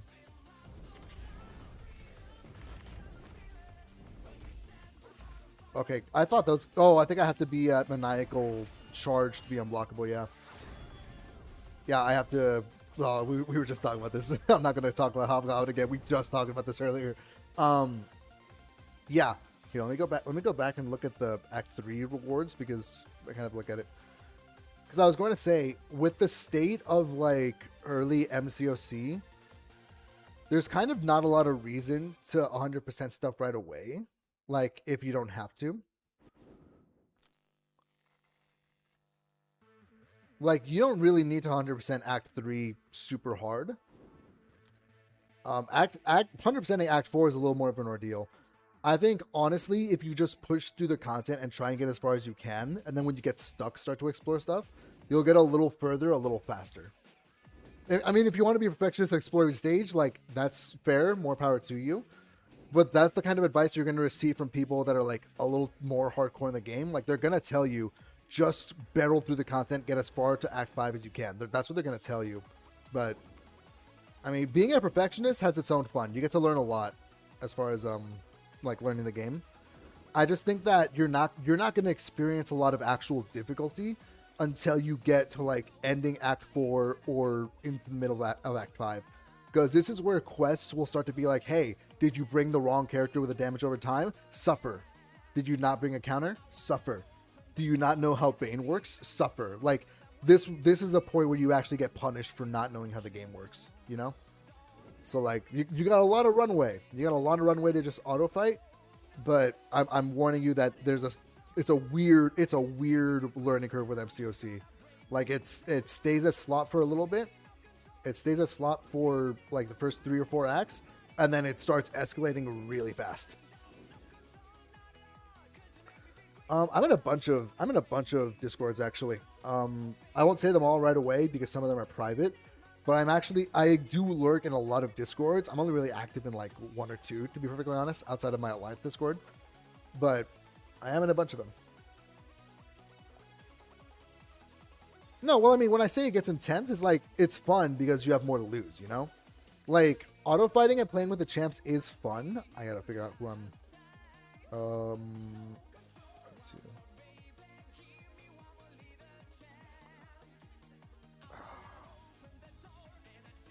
Let's go with 2.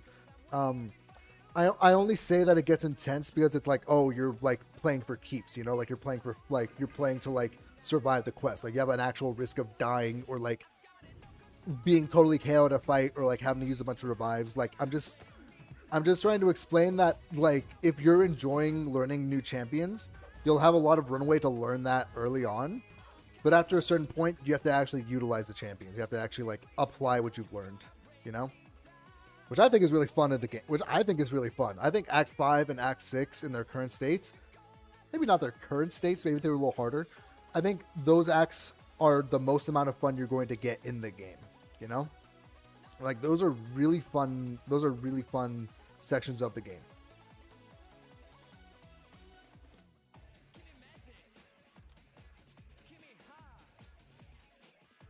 100%ing also gets you a lot of units. I completely forgot about that as well. 100%ing gets you a good amount of units. And also, actual best advice. Actual best advice for the game. Do not spend your units on crystals. Do not spend your units on crystals. Crystals will come to you in act content. They'll come to you in side quest content. They'll come to you with events or like side or like other stuff and content like that. Do not pay for crystals of new champions. I do it because I'm at a point where I can do it, but if you're going to use units for anything, use it on stuff like masteries. Masteries are very hard to set up. They're very expensive unit-wise to set up, but getting a good mastery page does so much for you. Like a good mastery page is so good for you. Oh, I missed that work. Sorry. I didn't miss it. You said that. I was on my own soapbox for a bit. My bad. But like this is the actual biggest piece of advice that you're going to receive from anybody. Do not spend units on crystals. Use them on masteries. Get yourself a good mastery setup, and then from there you can spend them on hotcakes.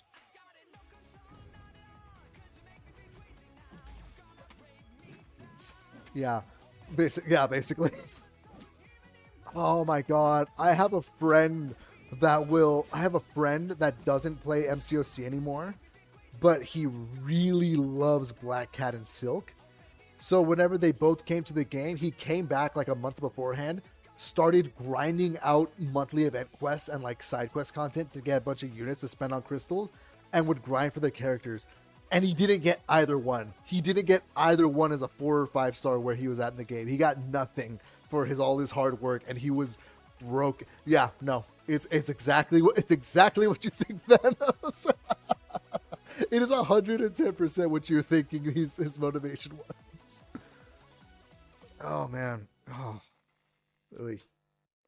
No, boy, it was funny. When did I jump to top 5? When did that happen? Hello? It's also really funny that I really like Black Cat, but I don't like Silk. Man, I just keep getting the multifunctional characters. That's weird.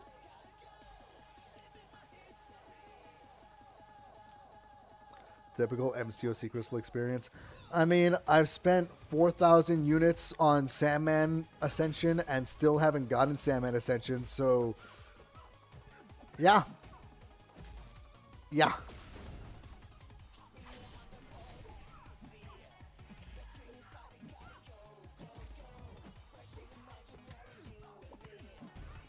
I mean, I wouldn't say it particularly freaky to say that Black Cat and Silk are baddies, you know? I feel like that's the most tame hear me out. I feel like Silk and Black Cat are the most tame comic book hear me outs you can imagine, you know? Like they're probably not the most tame, but like they're up there. Just for Silver Sable to clear. I mean, I like Silver Sable too. I was very excited when she came to the game. And it was so funny too. I told him like, hey buddy, Silver Sable's coming to the game. You want to come back and shill a bit for her? He's like, no, I don't really like Silver Sable. And I'm like, wow, okay, cool. I thought you liked white-haired skill champions, bro. What are you talking about?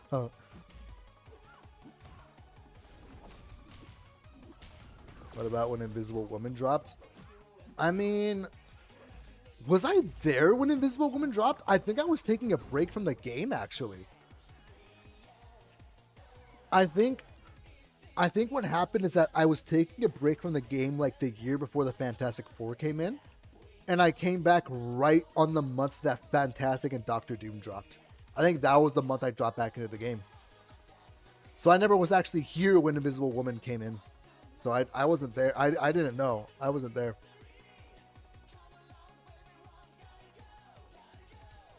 Yeah, no, the gray system does so much. Hey, fantastic. 1, 2, 3. What is fantastic again? Is it? Oh, it's 4 or more of a class. 1, 2, 3. 1, 2. I can swap 2. Hear me out, Ruby Thursday. No, I do not want your MCOC hear me outs. Because I know there's going to be some mad bastard that's going to name drop I-Bomb.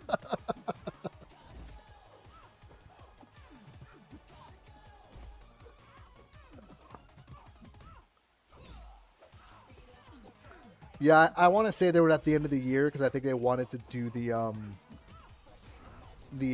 like the setup. No, it was because I remember this like super core in my memory. I remember the dialogue on Monthly Event Quest when Reed and Doctor Doom dropped. And the dialogue said, Reed Richards saying, "Don't worry, guys. I've solved the problem with the collapsing realities in the battle realm. I've summoned somebody that will take care of the excess realities." Okay, who'd you summon? Galactus. And then the chapter ends, the new chapter begins, and all it is just Ant-Man looking at Reed Richards like, "What did you do?" Like, all he says is just, "You did what?" It's just really funny. Like, oh crap, he summoned Galactus. Great set. Oh, perfect. Perfect. Let's get a lot of grade 7s. Come on. One more 7. One more 7. Ah. You know, that's okay. We got a big bonus. That's what I've been doing. I feel like that's the best strat. My best strat is literally just get as many champions as possible and like figure out which one is your safest hand and go for that, basically.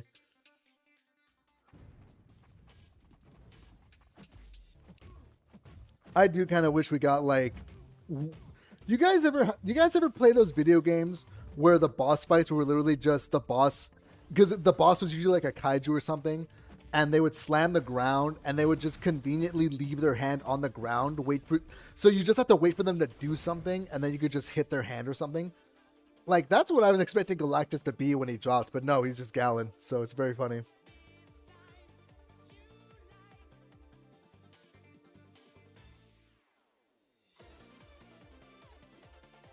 I don't.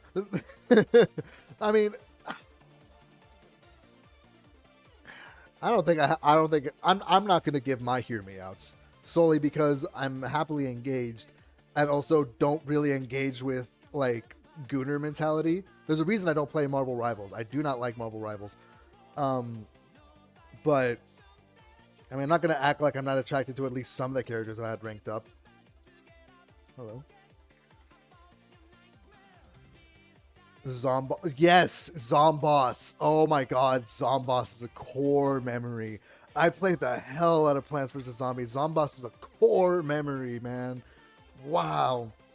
I think probably the enemy that introduced me to that, and I don't think anyone else is going to get this, but if any of y'all were big fans of Ben 10 in the original series, and if you ever played Ben 10 Protector of Earth for PS2, Xbox, and I think GameCube, if you ever played Ben 10 Protector of Earth, like 5 of those bosses are giant kaijus where you wait for them to do something.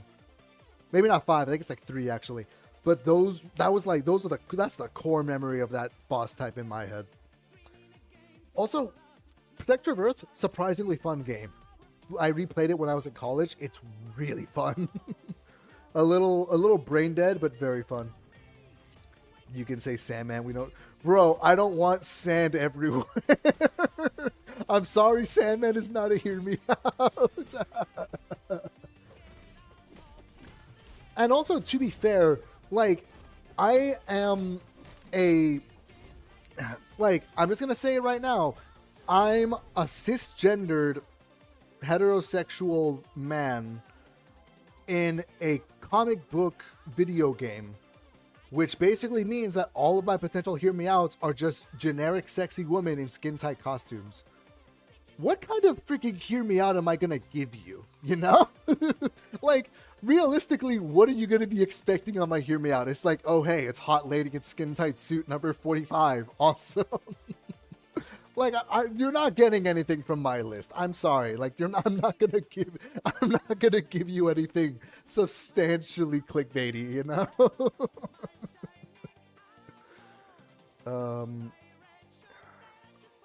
Do we just gamble? Do we just gamble for green? I think we do. My steak is juicy, my lobster's too butter. No. I know exactly what I mean, okay, that's not bad work, but like still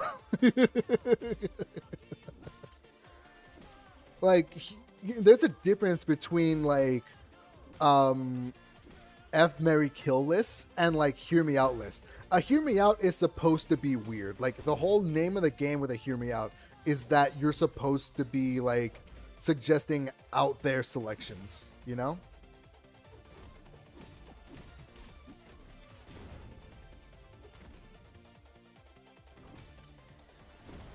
Yeah. I mean, honestly, Isophine's a pretty... Isophine might be on mine, actually. I'm gonna be honest. Some of the abilities of some characters are to distract the opponent. Oh, yeah, that's... 1,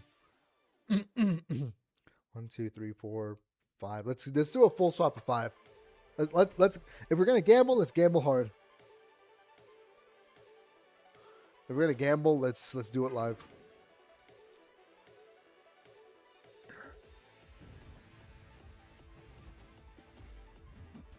I think probably a more fun hear me out list in MCOC is like, hear me out, I want this champion redesigned. Not nerfed, not buffed, redesigned. Like, I think that's a very funny hear me out list. And you know for a fact I'm putting Yondu on mine. Like, I don't want Yondu to be weaker or stronger. I just want him to be different, you know? That's my hear me out.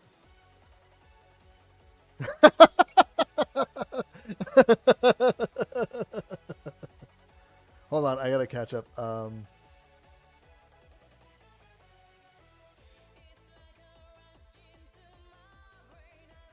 Oh, okay, yeah. So I meant to respond to this work in progress. Not a Rivals fan, but I don't get the Gunnar bait hate because Marvel themselves have been doing that for decades. I mean, I also don't like it when Marvel does it. Like, that's just how I am. It's just like... Look, I understand that people are attached to sexy ladies.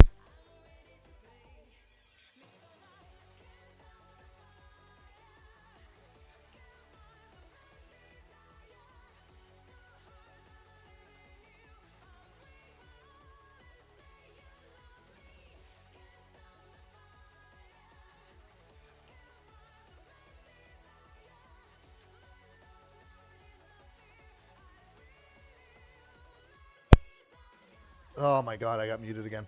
What was I saying? Okay, paraphrasing what I'm saying. Basically, I don't like it when Marvel does Gunnar bait stuff either, like actual Marvel comics, because like there are designs that are also like sex appeal based, but also just work as good designs. Like, I know a lot of people are attached to like the original Miss Marvel design, like when Carol Danvers was Miss Marvel. But I'm sorry, you cannot convince me that the Captain Marvel suit is not is like worse than the original Miss Marvel suit. Like Miss Marvel suit is really shameless, but I love the Captain Marvel flight suit that she has. It's so good. It's so perfect because it balances both the sexiness and the coolness of having like a female superhero like that. Like it's just good. The steak is just too juicy.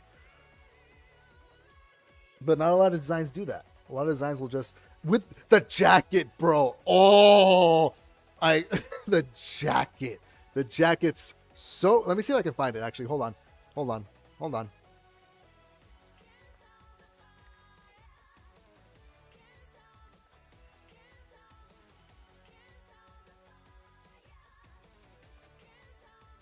Hold on. Let me find a good picture of it. Hold on.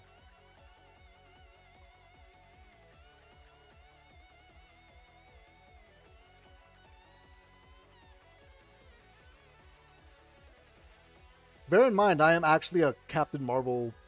I'm not like a fanboy. I've read like none of her comics. I've read like one of her comics. I need to get working on that. But like, look, dude.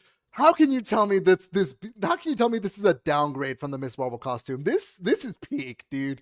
This looks so damn cool. This has such power to it. You know, like this looks so good. Oh no, I know, I get you, Misty, but look, it's so good. The jacket is indeed swaggy. Oh man. I mean, I wouldn't be as hard on Rivals if Rivals was a little more. Let me make sure this is correct. I wouldn't be as hard on Rivals for their character designs if it was like, I mean, we have Overwatch. We have Overwatch that was also doing the exact same balance of sex appeal and like actual like design. Overwatch has some pretty awesome designs. Maybe not the new ones. Maybe not all the new ones are hits out of the park, but classic Overwatch 1 era designs are so freaking good. Brigitte, awesome. Sombra, awesome. Mercy, awesome. Amazing designs. And a lot of the guys too. A lot of the guys also look really hot with the designs. Reinhardt, Soldier 76. Lucio also looks really cool. Like, they just have really good designs, and they don't what's the word? There's a word I'm missing. I don't know. I'm rambling, but that's just my opinion. I mean, I also don't like Rivals for other reasons. It's way too sensory overload of a game for me. Like, I genuinely get like lightheaded. I genuinely get a headache trying to play Rivals and like trying to parse everything that's happening on the screen. It's so crazy. It's so overstimulating. That's the main reason I don't play Rivals. I just can't take the amount of stimulation and sensory overload. But I at least keep up with the designs. I have friends that play it that talk about designs as they come out, and I can't help but have an opinion, honestly. And the Black Parade. Is Black Parade a character in Marvel? If so, I haven't heard of them. Oh no, you're talking about bands. I saw the My Chemical Romance picture. Okay, I see what you mean. Actually, I don't keep up with bands that well. I'm not educated on either of those two.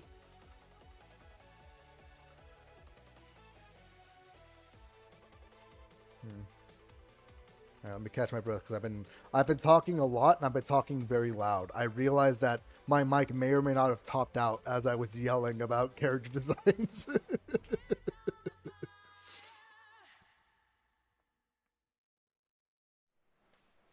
I'm just too old for the shooters. Yeah, yeah, and I wouldn't be as sad about it because like I am genuinely sad that I can't play Marvel Rivals. I'm genuinely heartbroken that I can't enjoy Marvel Rivals because literally all of my friends play Marvel Rivals. All of my friends play Marvel Rivals.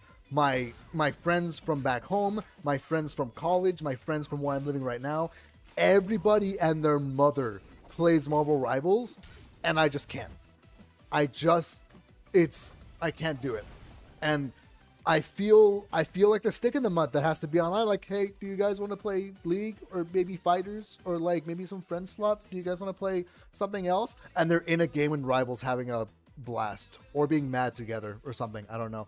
I feel like an outsider, and I genuinely hate that I can't play Rivals. I can't enjoy Rivals because like I tried Captain America, loved Captain America. I tried Rogue, really liked Rogue, but I just can't play them without having to sit down and read a newspaper like the old man that I am, dude.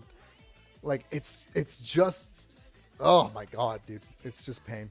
Oh heck, I got Kingmaker. Okay, 1, 2, 3. Let's get 3.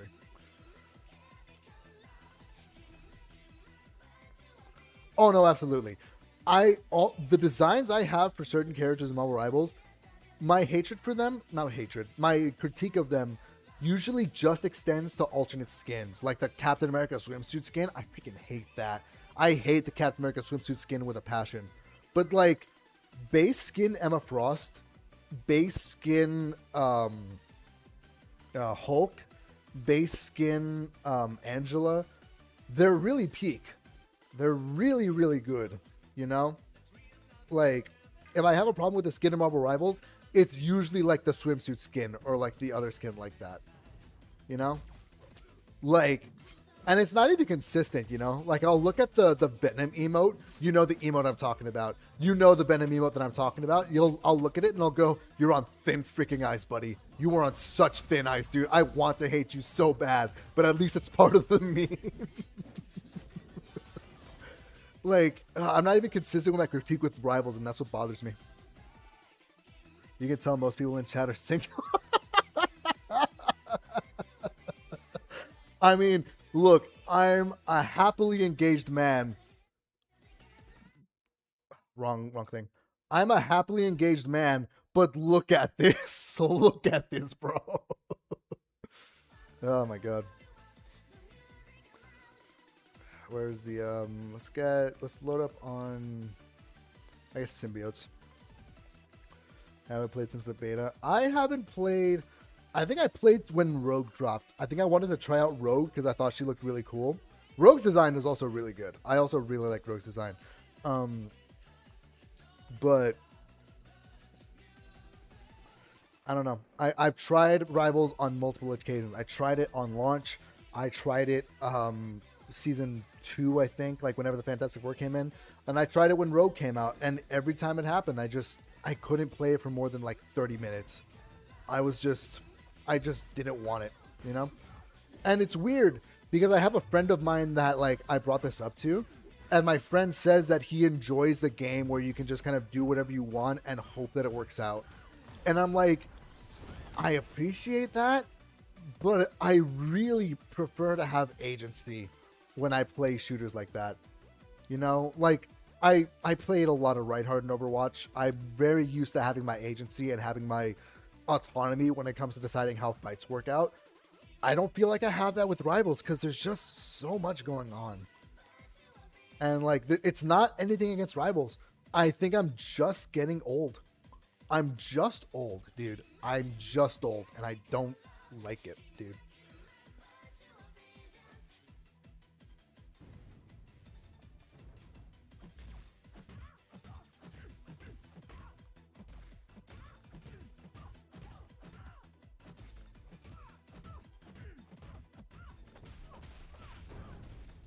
I'm getting old to the point where it's like, man, I really miss Amphibia. I want to rewatch some Amphibia, and I realized Amphibia came out in like 2019. I'm like, damn, was I? Why? It feels like it's older than that. Like Amphibia feels way older than it actually is, but it's like, man, I'm just old. Goddamn. Gravity Falls is also really old. Gravity Falls is like 2012.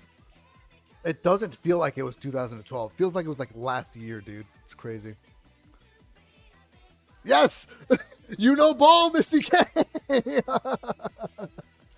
Oh, man. I was rewatching a lot of the core episodes earlier today and yesterday. And it's okay. I'm in my 40s. It gets worse, I promise. Oh, man. Oh, God. I'm not looking forward to 3-0. I'm not looking forward to it. Oh, man. It does make me sad that of, like, the 3 Disney shows that were really big around that era, it makes me sad that Amphibia is, like, the least popular of the big 3, because it's my personal favorite. I love Amphibia so much. I came into it super duper late. Like, I watched Owl House and Gravity Falls as they came out. I watched Amphibia like a year after it finished. You know, I came there super duper late. So like, it's weird. 1, 2, 3. 1, 2. I'll just. What are my modifiers again? Sequential grade values. Okay, 2, 3, 4, 5, 6. 2, 3, 4. Let's go for 4.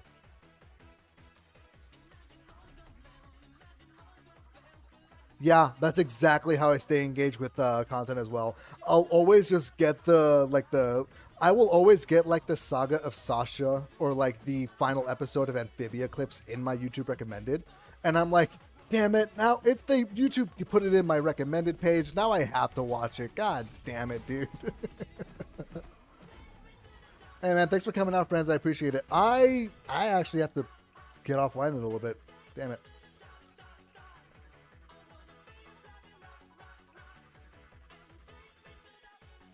There's always allowed mods that remove those types of skins as rivals. I've used it a while ago. It was a little buggy, but it's probably better. I mean, I probably wouldn't go that far. As far as like the skin situation in rivals, I think it's just like if I was playing Overwatch and like engaged with Overwatch and they started doing that, I'm like, okay. I mean, they can buy the skin if they like. I'm just going to go ahead and not use it for the characters I play. Like, it's easier to play around a skin when you're not using it because you're just focused on killing the enemy team, you know? Like, it's easier to ignore an egregious skin when you're of that position. 1, 2, 3, 4. Come on, sequential values. Nice, Kingmaker. Let's do it.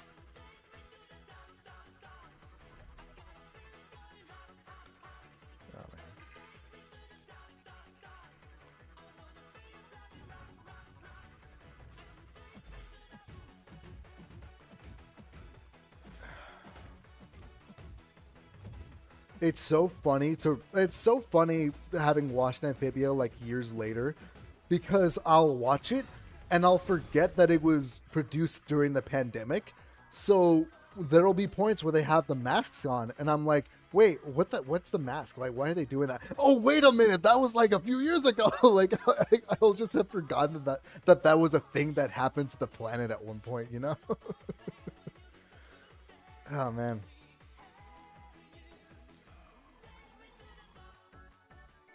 There's a lot of shows I need to sit down and rewatch. I rewatched. I need to finish Secret Saturdays. Actually, I really wanted to rewatch Secret Saturdays, like to finish it completely, and I stopped after a while and never got back on it. I should probably get back on Secret Saturdays.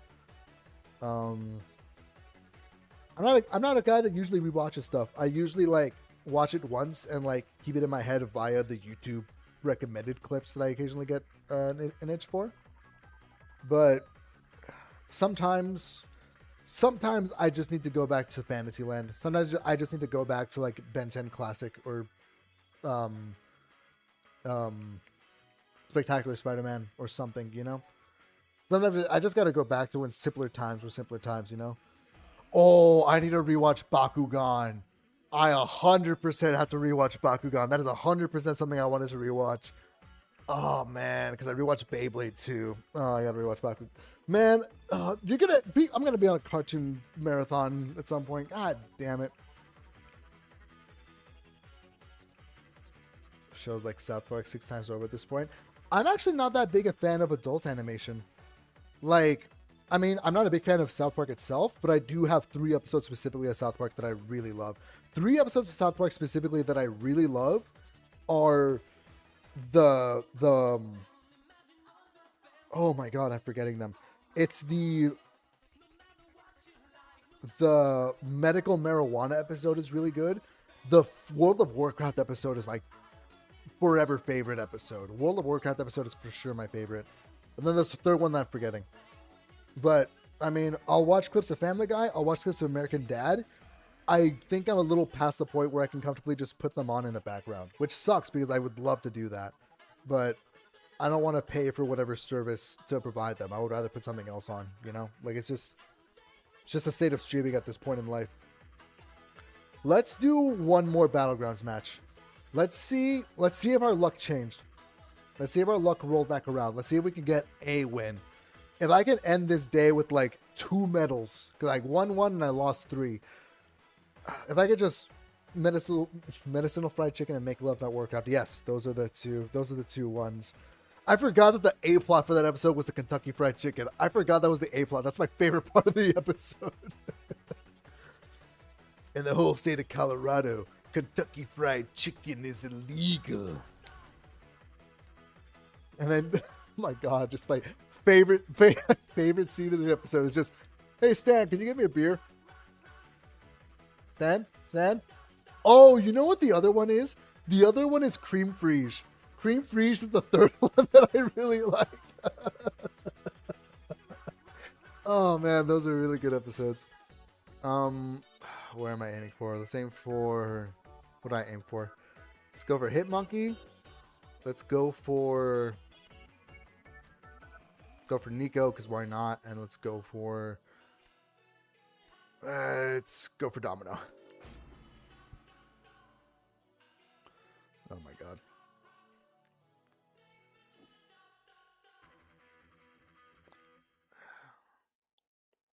I can't even recall my favorite Family Guy episodes.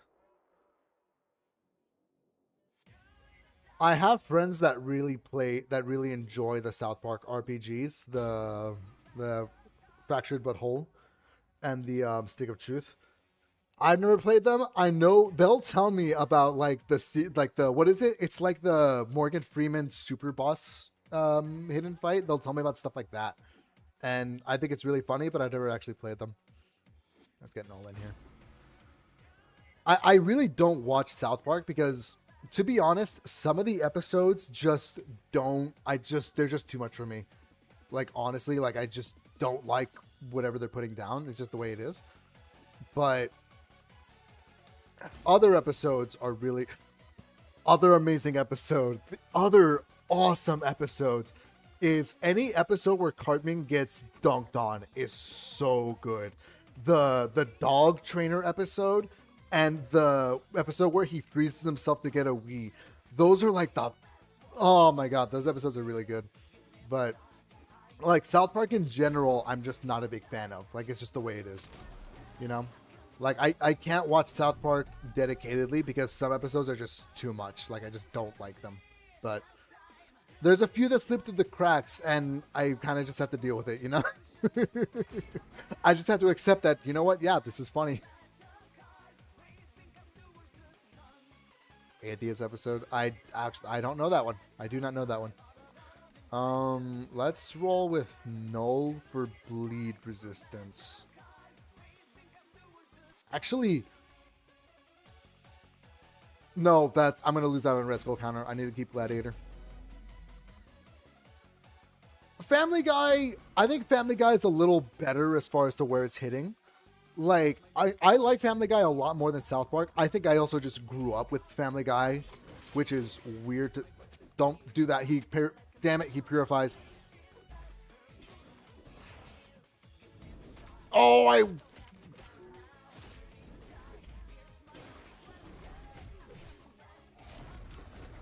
Oh, that's the Atheist episode, right? My bad. Sorry.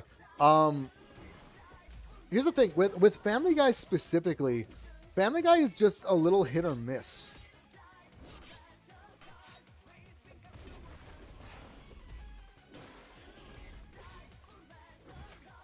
Oh man, this is not a good out into bullseye.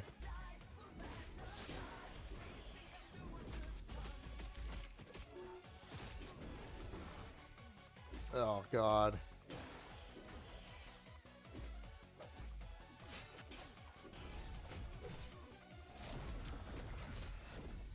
No, he is, but I was an idiot and I had him heavy attack. So he purified a bunch of my Living Abyss buffs.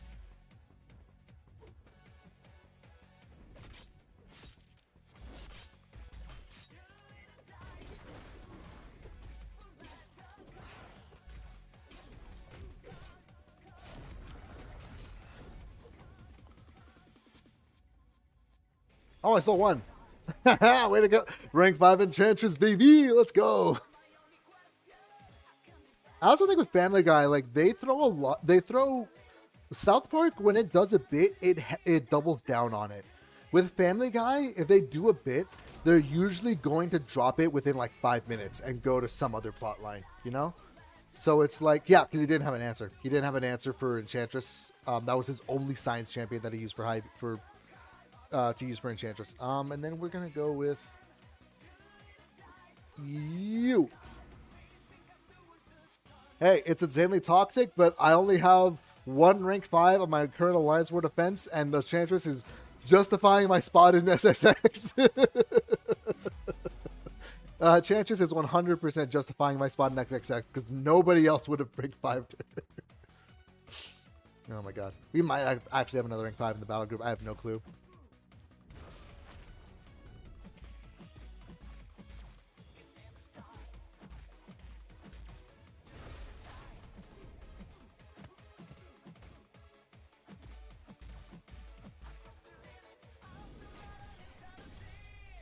Oh god. Damn it.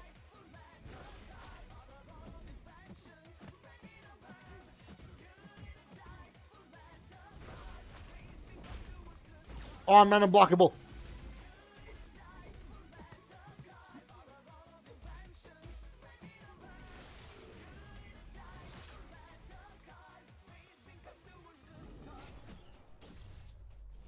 Oh, I did it again.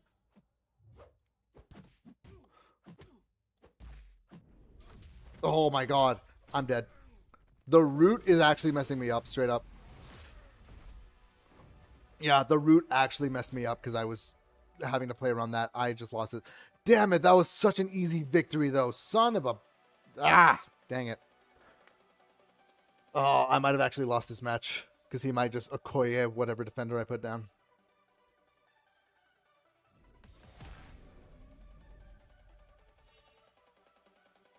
Man, you know what? I would have... Hold on, I can't even... Why can't I see who he banned? I mean, I think we'll see it right now. I'm pretty sure he banned my Sandman, actually. My Sandman always gets banned in Battlegrounds. There's no world where my Sandman escapes the ban phase, straight up. And he put Serpent down. I had to do High Evo. There's no... Spider-Woman's going to get cooked. I mean, at the very least, I'm sorry. This is my last match, and I'm gonna have to get offline. I completely forgot that I have to start making food.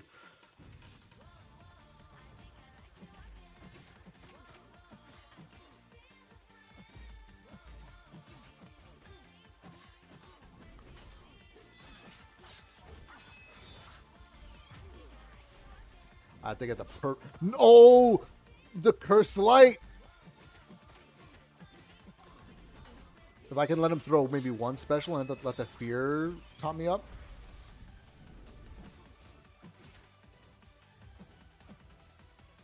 Throw one, please. Willpower, don't fail me now.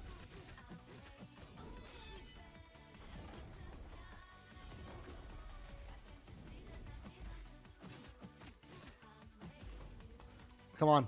Please. Perfect fight. Yes. Oh my god. Oh, that was scary. I thought I blundered it. I thought I blundered it. Oh. Man, I do not enjoy that people think Spiral can only do Serpent, but damn does she do Serpent so good. Oh, that's why I can't. That's so funny, Clash. You're typing in a different language. The YouTube chat window in OBS is not translating your thing correctly, but the chat window from Streamlabs is. So that's why I was getting confused by what you were saying. That's so funny. Wow. The Okoye was only ranked 3? Oh, wow. Well, finally, a somewhat fair fight. Okoye can't take high Evo in this lifetime, at least. I mean, I don't know. I've seen Okoye do some really weird stuff. It's unfortunate. Oh, man. Okay, well, I got 2 medals, lost 4, and then got 2 again. So we're back to where we started. We're technically ahead. Oh, man. This was a very fun stream. I'm very happy with everybody that came out. Like, I'm really appreciate all of y'all. Very fun stream. I will have to bid you all adieu because I have to start making food before the fiance comes back. So, oh man, really good talks with everybody. Really happy with everybody that came out today. Thank you all for watching. Tomorrow at 1:30 Central Time. Tomorrow at 1:30 Central Time, I will be doing Rebalance, the first batch of the overhauls. All the characters that you're going to be seeing on screen right here, I'm going to posit buffs or nerfs or adjustments or reworks on all of these champions. If you want to be part of the conversation, tune in 1:30 tomorrow, Central Standard Time. If you want to contribute to the conversation, definitely come out. If you can't make the stream and you want to give a suggestion, you can type it here, or there's a post on my channel that I posted a couple days ago. If you're not going to be able to make it to the stream then, put whatever suggestion you'd like to see. If you want to see a change to Rocket, to Spider-Man, or to whoever, put it there, or come out to the stream and you can be part of the conversation as we discuss. But hopefully I see all of you all there. Hopefully it turns out to be a really good stream. I'm hoping I'll do the second batch like a week after, but that's the big thing I'm going to be doing tomorrow. Thank all of y'all for coming out. I hope you have a wonderful day. Good luck in Battlegrounds. Good luck in the epilogue. And good luck this Alliance War season. Catch y'all later.